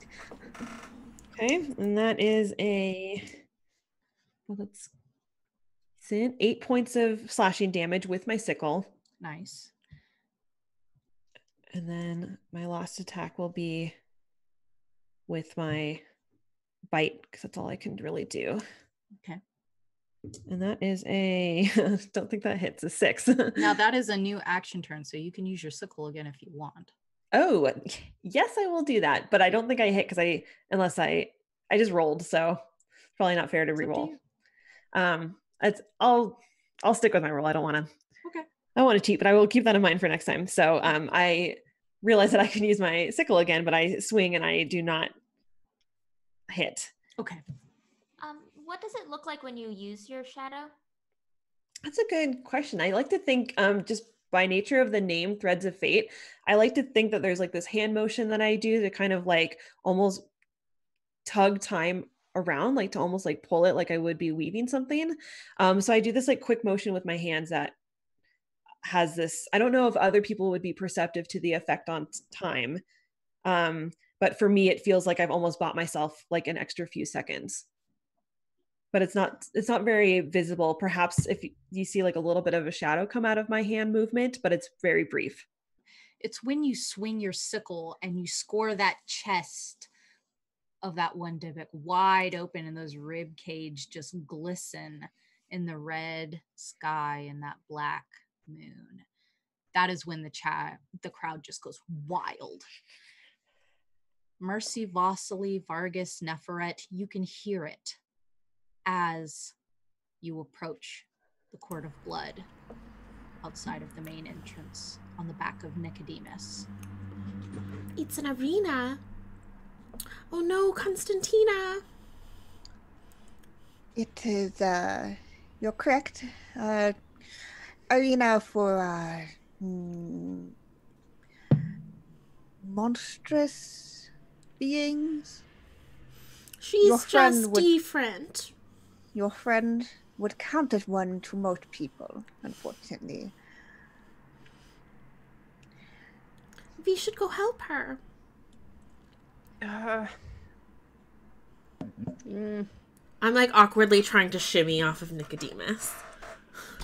Vasily wants to have Nicodemus help everyone else off except for her. Yeah, Nicodemus will sort of melt into sort of a puddle-like consistency to help. Oh, I don't want him. Yeah, and I don't want him to go away yet. I want him. Okay. And I want him to take me into the pit. Okay. I want to look as like he's melting and look at that. Does he have bones? What is it? You can't just ask someone if they have bones, Vargis.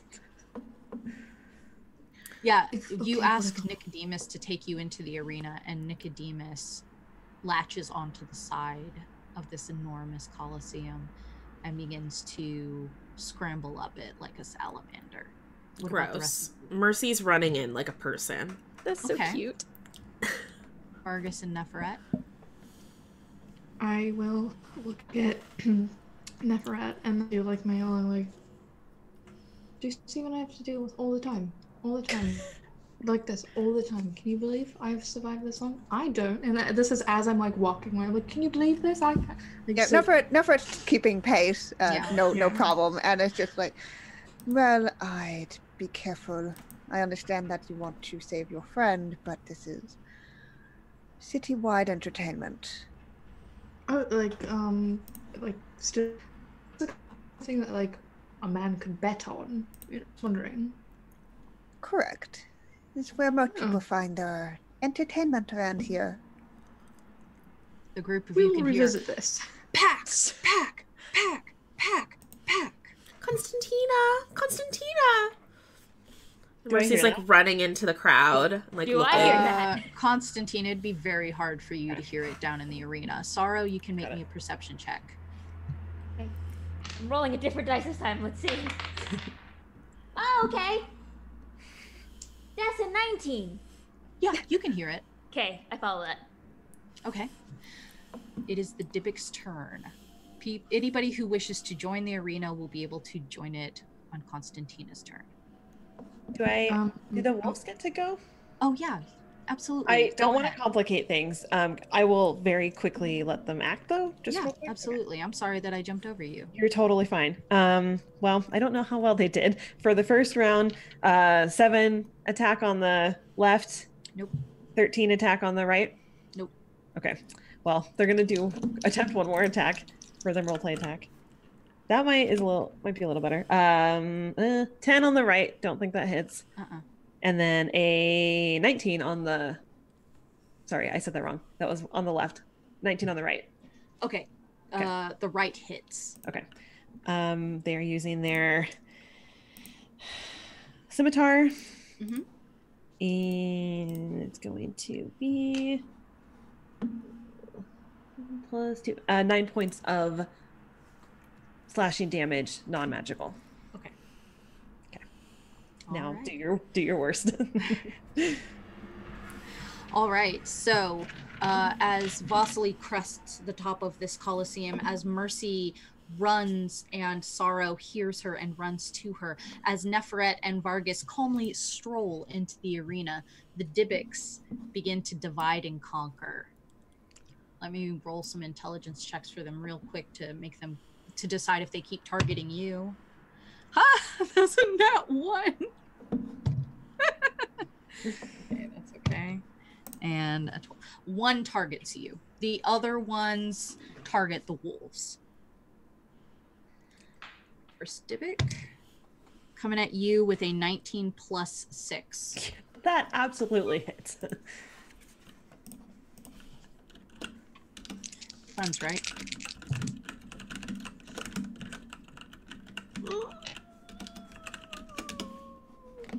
So that's a 9 plus 4. That is a 13 necrotic damage. I am down.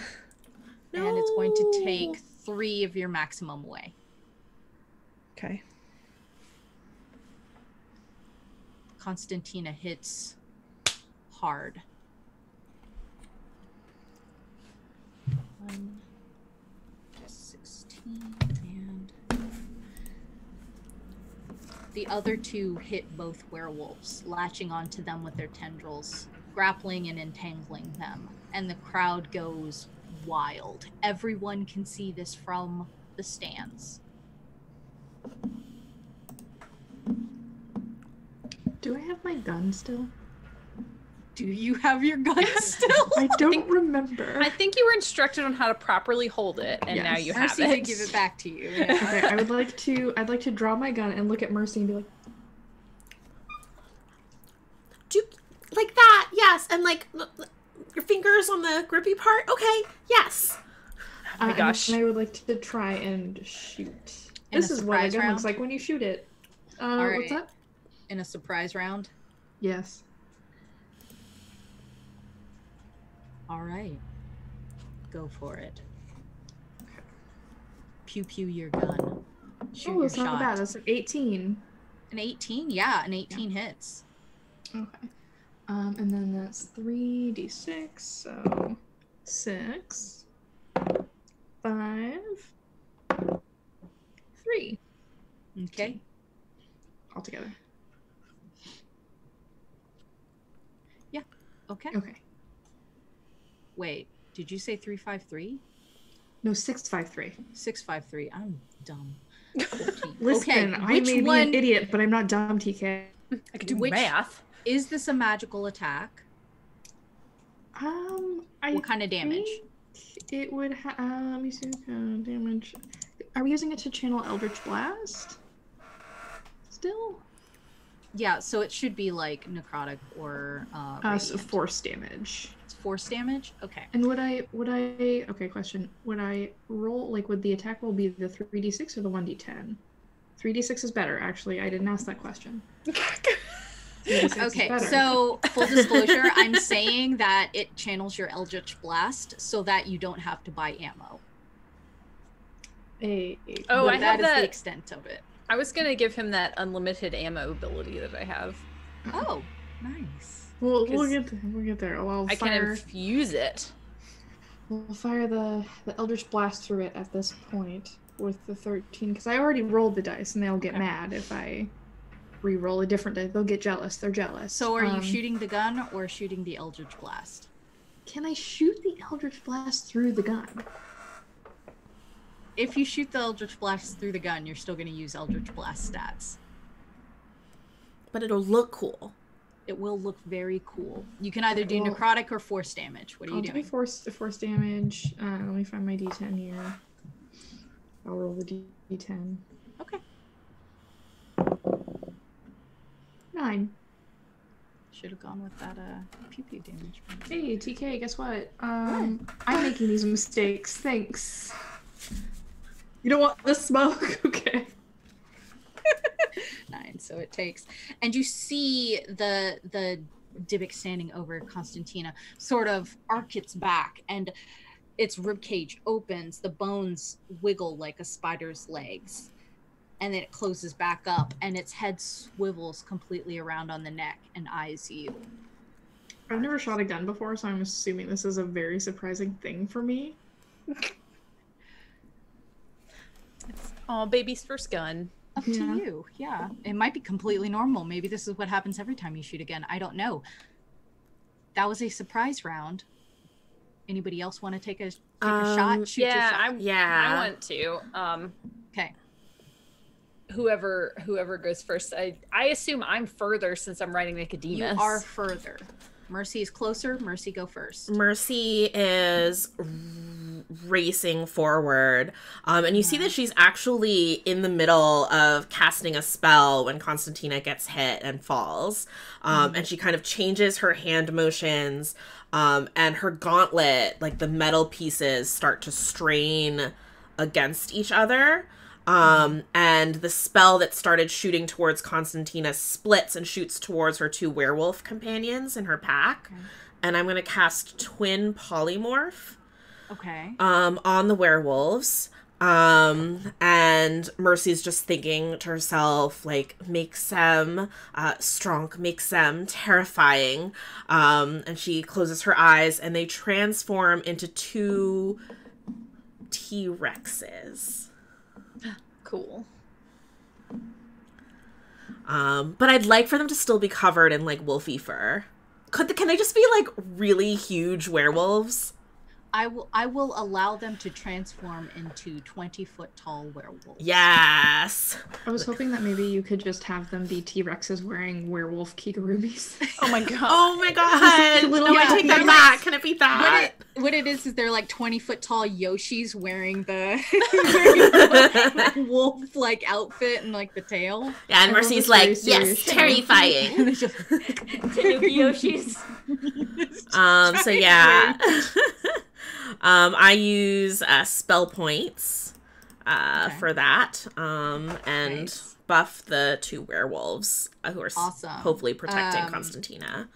If somebody wants to go ahead and pull up T-Rex stats, I'll send you the link. Yeah. I'll just post it in our chat for more folks. There you go. Perfect.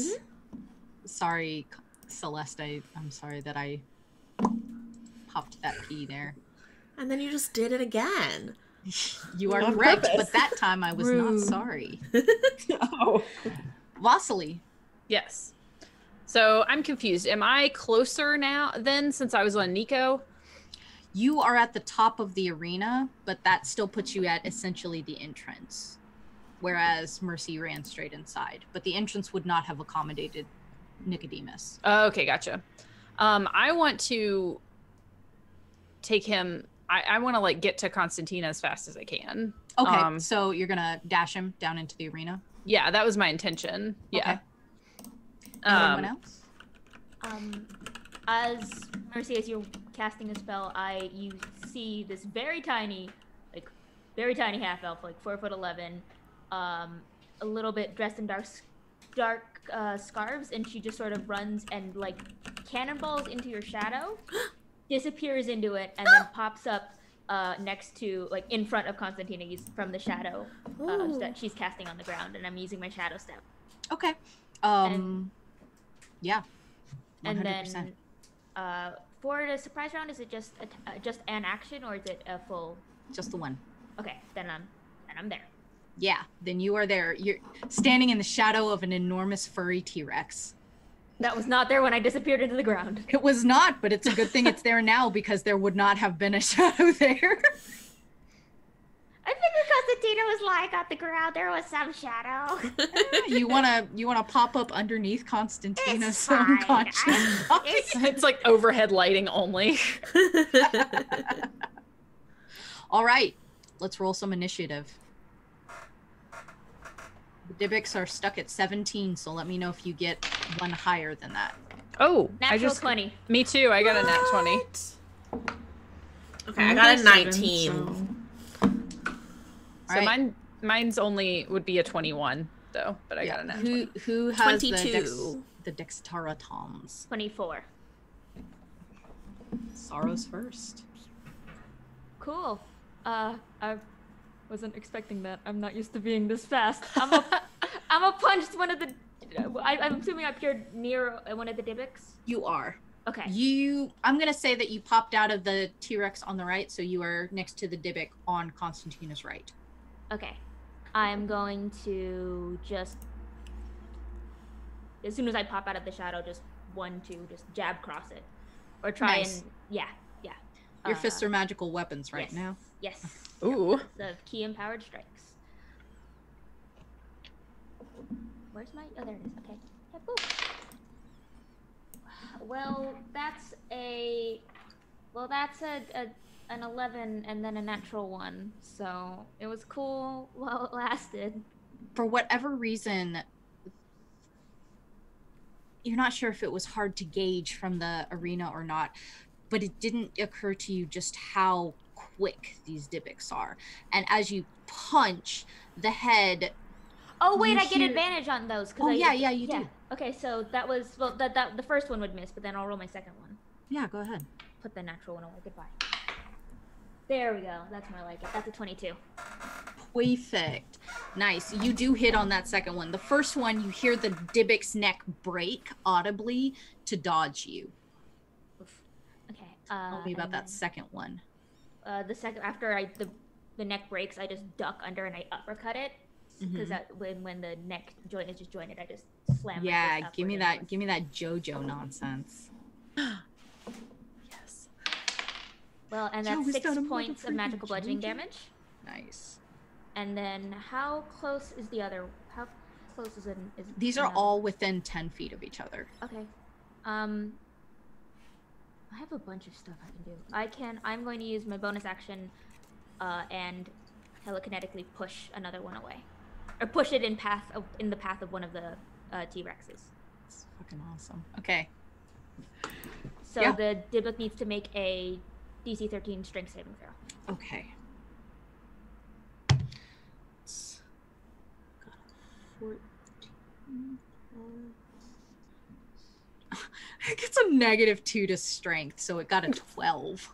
So then it gets pushed, like, there's just like this lash of shadow, and this one Dybbuk just gets lurched over 5 feet to the side. Oh my gosh! Yeah, it flings it like a rag doll. Was that the one menacing Constantina, or the one menacing? Yes, the one menacing Constantina. Constantina. Does it take any force damage from being pushed? No, it just it just gets pushed away. I just needed to get away from the body. Yeah, you see it leaning over Constantina's body, and it suddenly just flubbity across the sand. Copyright distinct force. Yes, thank you. All right, who would you like to popcorn to next, Sorrow? You get to choose the next person. Okay. Neferet, you haven't done anything yet, so let's go to you, Kiana.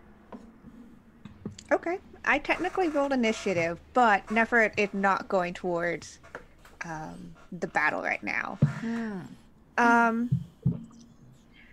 What does Neferet know about the administrative side of the Court of Blood? AK, is there a manager they can talk to? Roll.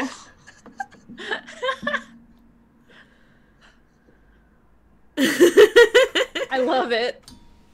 Of all the questions I thought I would be asked today, roll me a history check. Please get really high on this. That's a 19. A 19. Yes, there's a games master. Yeah. Neferet is going straight for that person. Okay, so you're going up to the game master's boss at the top of the arena. It's probably about 70 or 80 feet away. Okay. Yeah, so I'm gonna dash my way up there. Nice. Who would you like to popcorn to now?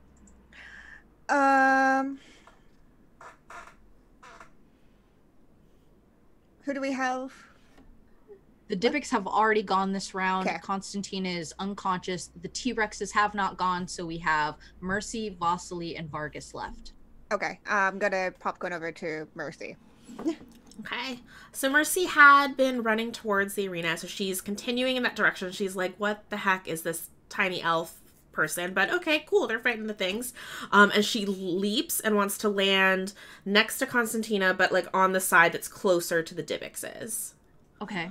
And then she's going to... Vasily's coming from the ceiling of the arena. Is that accurate? It's not a ceiling. It's like the Colosseum. It's all open. Oh, well, so yeah, from like above. Yeah. But she's Up like from on the top wall. of Nicodemus, right? Yes. I'm going to start grabbing Constantina's unconscious body, and I'm going to look up and like try to make eye contact with Vasily. And then there's a huge thunderous booming sound as I thunderstep on top of one of the T-Rexes. Okay, on top of the T-Rex. Yeah, the T-Rexes are only 20 feet tall, and you've got like 100 feet to your thunderstep, right? Yeah.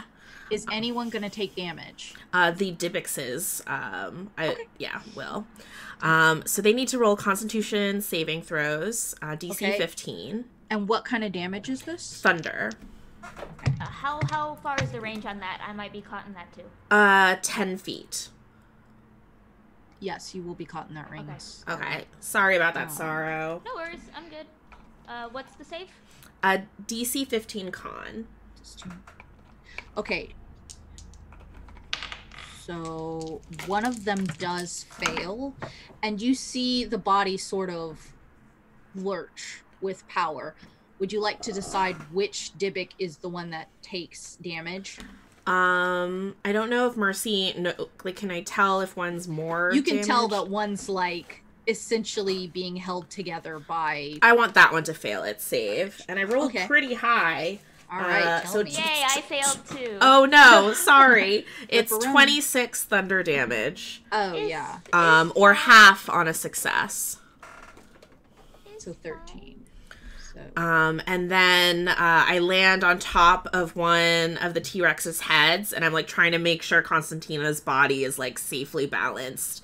And I'm also kind of like holding her in place. But I wanted Vasily to know where I moved Constantina, so that's why I made eye contact. and that one Yeah. failed. The one that had knocked Constantina down, been flung across the arena like a rag doll. Its body. Tell me what happens. The thunder kind of ripples through its like weird liquidy flesh, and it's kind of ripples through and then like, tears all of that apart until there's just like bones and whatever it has inside. Yeah, and you can see that there's some manner of polyp that just oozes out of its mouth, tendrils flailing every which way. The other two Dybbuk's, though they do take damage from this, seem to just absorb it, soak it up like meaty sponges. What? Weird. They are Okay. resistant to thunder damage. All right. That was my turn. Oh, I All right. popcorn. I'm going to popcorn over to Vasily. I would like to, if I'm able, riding my Yeah, giant you've now disgusting dashed son. to the edge of the arena. You can enter the arena and the battle if you would like. I wonder, is there any way to try and safely grab Constantina from above off the T-Rex's head and just get her onto Nicodemus with me. How would you manage this? Since he seems to be able to like stick to walls, and he has like extendable limbs, as we've seen previously, I didn't know if it was some kind of like spider climb he could be doing and kind of like he's been doing reach spider out and try and grab her from above the like, because I don't know where the two. I guess like spatially, I'm trying to figure out where everything is. So this is like this. This is like a stadium, essentially. The ceiling is open to the sky. And you are on the corner of, if you are on the edge of the stands, then they're about 20 feet in from you. Now Nicodemus can stretch his limbs, but he can't stretch them like 20 feet. He can stretch them about 5 to 6 feet. Is he able to leap towards them, or my end goal is to just get her, so whatever I need to do to get closer to doing that. Okay, you can roll for Nicodemus to leap with an athletics, and I will set the DC in my head. Okay. And then you want Nicodemus to like stretch out his arms, snatch Constantina, and what is the end game here? Just to get to the ground and get far away. So like just maybe take that momentum and keep, fly through the air a little bit and land on the ground and just be farther away from everything. If Nicodemus leaps, that will be Nicodemus's move action. Yeah. Okay. That's fine. So an athletics. Okay, I got a 16. Nicodemus can leap. That should be enough to leap 20 feet for Nicodemus, because Nicodemus is a huge creature. Or mechanically huge. Give me sleight of hand, I guess, to grab just Constantina. Okay. Is Mercy holding? Yeah. Well, Mercy, like, was securing Constantina so she doesn't fall off the head, but she did make eye contact with Vasily, knowing like that they were like communicating. Okay. Yeah, basically Mercy's like Vasily's, I think, the only person who can help Constantina if she's unconscious. So I'm assisting. Okay, cool. Yeah, roll sleight of hand with advantage. Okay, I got, the first roll was an 11, but the second roll was an 18. Okay, you grab Constantina, roll me an acrobatics for Nicodemus to fall and land in a way that does not crush you or Constantina. Dope. I got a 7 on that one. Okay. Just fell 2d6. And I don't know if my sleight of hand was so good, am I able to be the one that's mostly crushed? What do you mean, your sleight of hand? Oh, that was his sleight of hand. Yes, it was. You're going to take 10 bludgeoning damage. Okay. As you fall 20 feet. Constantina, will you roll me 2d6s? If I have to. Yes, I will. You unfortunately do. 2 and a 3. All right. 5 bludgeoning damage. Does that mean I fail a death save? Yeah. Okay. Yes. Okay. Vasily, who would you like to popcorn to? Vargis. Vargis? Here we go. Let's see. I have a little bag of sand. Yeah? Yeah, I do. I have a little bag of sand. You're gonna... Pocket sand. You're gonna all right. pocket sand the Dybbuk's? Yes. No, I won't do that. For this gun, do I need to reload it in any way? Like, what? No, the point of it was using the Eldritch Blast as your ammo, but if you have ammo in it, like what you and Kayla just talked about, then yes, you do have to reload it. Okay. Let's see. Let's set the scene. So we got 2 T-Rexes wearing puppy kigurumis. Constantina might be dead, unsure. Vasily is owie. Mercy is less owie. Small bean named Sorrow, not owie, I think, jumping through shadows. And there are 3 Divics? 2 Divics? 2 of them, okay.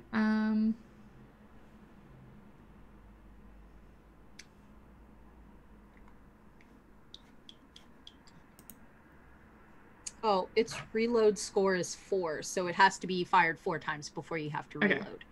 Okay. So you shot Vasily, you shot this thing, so you have 2 more before you have to reload. Okay, cool. Sorry, Vasily, for shooting you that one time.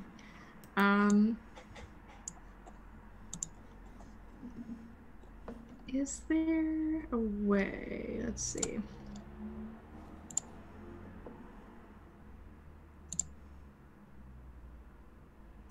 I want to see if I can cast Mind Sliver on one of the Divics, the one that I shot. I will cast Mind Sliver. I think they have to make. I don't know. They have to make. I believe it's an intelligence save. Yeah, intelligence save. What is the outcome of Mind Sliver? Is that psychic damage? Yes.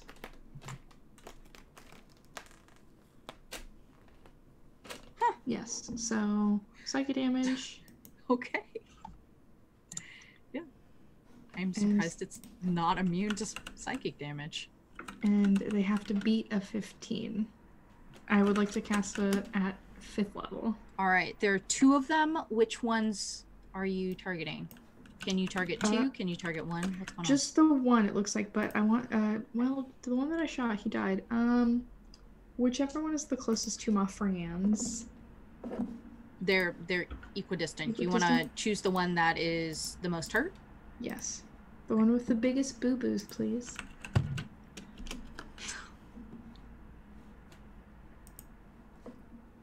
A 7. Oop. And I oop.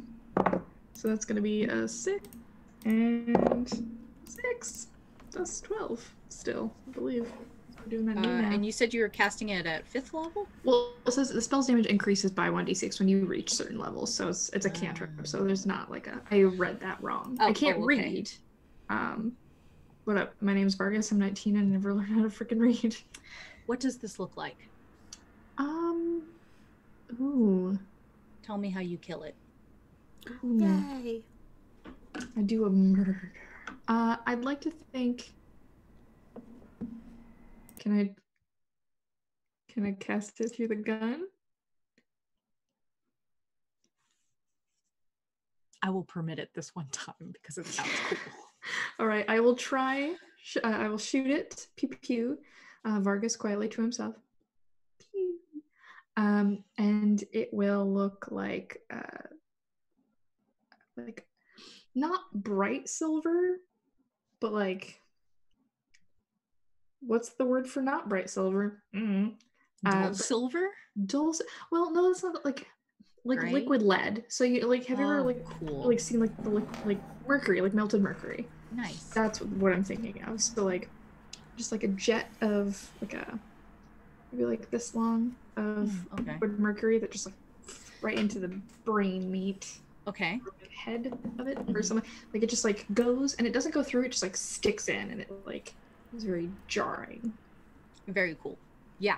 It's definitely like a Quicksilver type effect that just like zoom through an open eye socket and it just spikes out the back and stays. And then Vargas will be like, oh. Not the time, but like it is exciting. The crowd goes wild. Who would you like to popcorn to? We are at the top of a new initiative. All right. So I don't have to, if we're at the top, I don't have to pick the Divic. They don't go twice. Okay. I will go back to Vasily. Okay. I'm sorry you got crushed. Also, I'm sorry I shot you, so. Wow. I'm really proud of you for apologizing.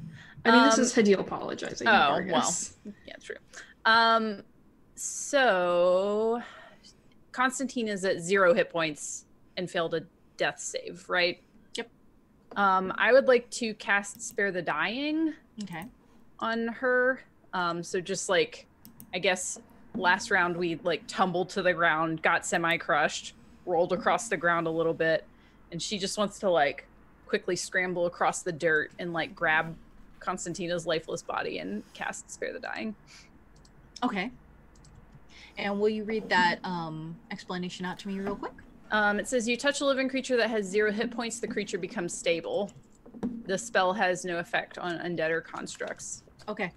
Constantina, you are now stable. Your hit point maximum remains the same. Okay. The T-Rexes never went. You're right. Can they go twice? I will allow it. Yes. Vasily, who would you like to popcorn to if that's the end of your... Or do you have something else?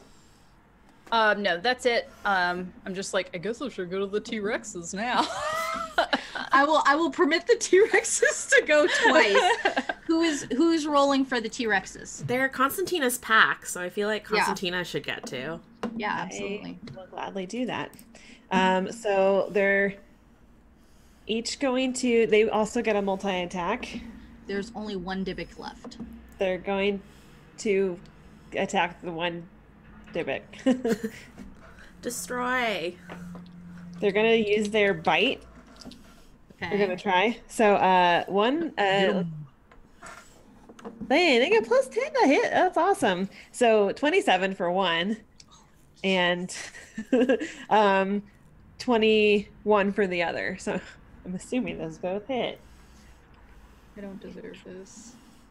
And then I'm going to... Dang. 4d12 plus 7. Gonna take a chomp. That's not the right dice. Sorry, I'm nervous. Okay. That is... What is math? 11 points and 19 points. What is math? 30? Yeah. 30 points total of piercing damage. Okay. Is that the end of their turn? That was their first turn. Oh, that's their first turn or first attack? First attack, sorry. Okay, go ahead. I was just calculating them together. First attack of their multi-attack. The second one is with their tail, so they're going to whip their tails at the creature. 15 for one. Don't know if that hits. Yes. Okay. And then 23 for the other, which I'm assuming hits. Mm-hmm. And I actually did not roll enough dice last time for the damage. Well, you can't add them here. I refuse. I'm already mad. Well, hang on, I need one more dice. I was unprepared to run T-Rexes. Multiple T-Rexes. We were being unprepared. Does anyone expect T-Rexes though? Right. So that is, oh my gosh. Okay, 14, 21 from one of the T-Rexes, and jeez, and 21. That's weird though. They both different numbers, but both added up to 21. So that is 42 points of bludgeoning damage for their second attack. Constantina. Tell me about it. I feel like Mercy also gets credit because the reason they're so powerful right now is because they're T-Rexes. So I'm also on one of their heads. yeah. So I mean, I think other than the visual of them like tearing apart this creature with their bite and then smacking the remains around, I don't know if Lisa would like to add any flavor to that, but that is how that's also how I envision it. Just the T-Rexes encircling this last creature and tearing it apart. Yeah. But Mercy's like clinging onto the head for dear life. Neferet, as you reach the Game Master's door, you can hear the crowd just losing it. They have never been so enthralled. You can hear them pack, pack, pack, pack. The Game Master looks up and is just beaming. It's just, these are the best returns we've seen in years. You're welcome. Yeah, okay. So Neferet was here to do damage control. That's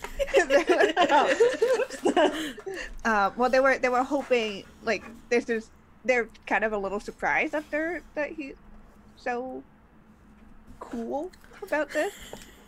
This is typically, you know enough about the arena that this is typically how most fights end. So Yeah.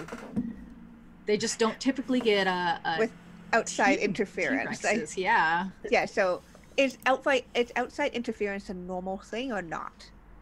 That's Not usually, but they don't have a lot of rules. okay, cool. Yeah. If the outside interference riles the crowd, they're cool Okay. with it.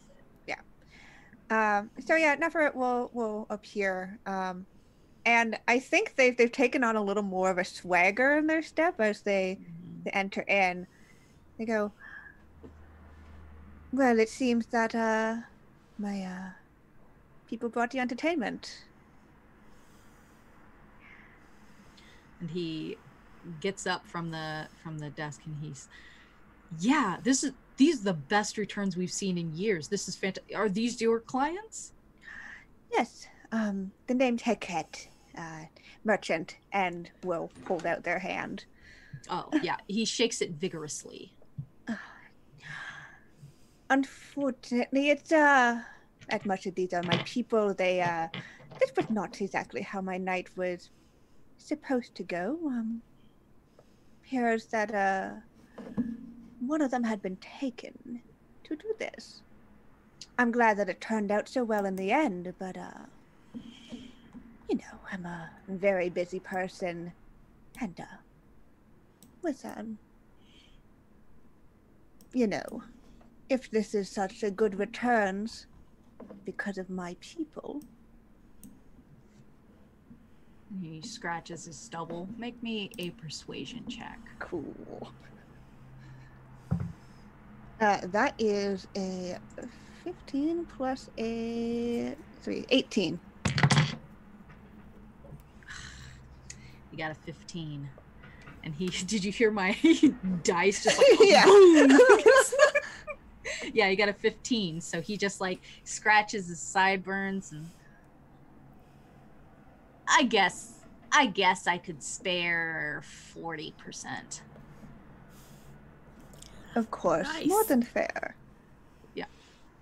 Your roll earlier was high enough to know that typically gladiators don't get any %. Oh yeah, so absolutely. yeah. Like Your that's- persuasion was pretty good for him. yeah, and they will take the coin and go. Would you happen to know who brought in the pack leader? One sec. And it is as he rifles through his books. Neferet, you are in the perfect position to look out over the top of this arena at this swollen sable moon and this red sky. You can see the edge of the city from here. You can see the pinpricks of creatures on the horizon. One in particular, bloated, gargantuan monstrosity. It yawns its maw wide.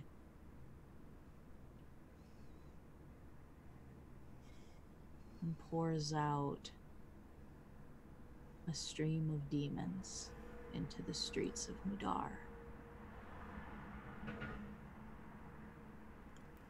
This is where we'll end tonight. Great.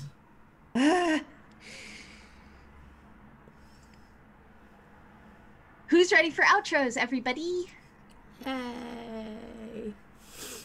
I'd like to start with our guests. Let's start with Ms. Kiana. This was so much fun. This was amazing. I loved these characters. I loved the little interactions. I love the introduction to the party and Neferet's perspective was a lot. Yeah, that checks out. but yeah, that was super fun. Super excited for next week and for whatever happens there. But y'all can find me over on Twitter at KennaS. Best way to figure out what I'm doing. I'm on the internet doing all sorts of role-playing things, streaming, writing, shouting to the void. I'm one half of Salty Sweet Games. We do tabletop role-playing games there. And I'm also the co-creator of the TTRPG Safety Toolkit. So if you want to learn more about these safety tools that we've been using on the stream, or many others that you can implement into your games, go check it out. It's a really awesome resource by me and Lauren Brian Monk. Yeah, safety bucks. I'm hoping y'all can hear me because my internet is trying to give out on me. Can you Yeah, hear me? we can hear you, although your image is stuttering. That's fine. It's better this way. Let's go ahead and move on to Mackenzie. Hi, this is fun. Sarah just did a lot of watching and listening this time, but I can't wait to like get more into her head next time. But I'm Mackenzie. You can find me over at Mackenzie Lane Day on Twitter. In terms of gaming, you can catch me as the DM every Wednesday at 6 p.m. EST over on Scraticus Academy, where I run a Feywild game called Downside Up. You can also check out my work over on D&D Beyond for the Critical Role Encounters of the Week. I believe I have one more coming out soon, so that's exciting. And I've got a bunch of other stuff on DM's Guild and other stuff coming up that I can't talk about yet, but it's super exciting. So I'll yell about it on Twitter. Yay! I can't wait for next week. I've already wanted it to be Friday. All right, Ms. Ashley. Hello, I'm Ashley Warren, and you can find me on Twitter at AshleyNHWarren or on my website, scribemind.com. I also want to invite you to like the RPG Writer Workshop on Twitter, RPG Writer Workshop with no vowels. I always mess up spelling it, but just go to my Twitter and then go to the workshop Twitter from there. It's been a weird week. Don't ask me to spell things. But we are putting together some new resources for the workshop. We invite you to join our Discord. We have a really active community. We know things are really hard right now. So if you are trying to use some of your time at home to write some adventures, the workshop is a great place to do it. So we hope to see you there. TK might be frozen. TK's for real frozen. So let's move on to Kayla. It's me. It's Kayla. You can find me on the internet at KAYNCLI. Tomorrow at 3 p.m. Pacific, I will be doing Spooky Saturday with Holly Conrad on twitch.tv/Holly Conrad if you want to talk about some spooky stuff that you can do in the comfort of your own home because maybe you can't leave it. So we'll talk about that. It'll be great. Join us. Yay. Hadil. Me, your friend Fadil. My online is TwittySuch, TWITTYSUCH. It's all the onlines. I am not doing anything right now because my child is not in school. And I'm very tired. Please, coronavirus, if you're watching this, Free me. please free me from this hell. Thank you. Thank you for your consideration. And I am Lisa Penrose. You can follow me on the interwebs at Lisa Penrose or lisapenrose.com. You should also follow Dungeon Masters Guild on Twitter at DMS_guild. We just did this whole tweet thread all about solo or duet D&D games. If you're just one or two people at home and playing online with a group isn't an option for you, that's a great way to spend some time, enjoy some fun and cheer. Actually, two of the authors of some of the adventures that I link in the thread. Kiana wrote one, Ashley wrote one of the solo adventures, so look out for that thread. It's a fun thing to do right now. If you enjoyed this show, you should follow at Miss Tales D&D on Twitter, or go to talesfromthemist.com, where we have a blog and we link to our Discord community, which always has lovely farm animals and terrifying Furbies. I do a remind to go to FridayTea.com and look up the Mistwalkers tea set that we talked about at the beginning. It is super delicious. Also, check out those labels over in Kayla's, I don't know, one of these directions. And also, everyone is rolling fancy dice today. We were rolling our level up dice. If you want to do some online shopping, you should use the Tales from the Mistwalkers Diceomancy link. That helps us out so we can do more fun dicey things for you. And you know what? I think if you can afford them, you deserve a nice treat right now. Prioritize food and rent and bills, but dice after that. TK, have you thawed? I'm back. Yay. My internet, I don't know what was going on. I live in rural Kentucky. It doesn't matter. But it's me. It's TK. And I write spooky stories and I put them on the internet. And you can read them at my website, which I just updated because I'd rather do anything other than the work that I'm actually supposed to do. Or you can follow me on Twitter. So that's tkjwrites.com or tkjoinsthefray on Twitter. Hang out with me. Play Dungeons and Dragons, or don't, whatever. I'm not your dad, but do play Dungeons and Dragons because I like money. Who doesn't? Anyway, we'll see you next week in the Mists. Sleep well, Mistwalker.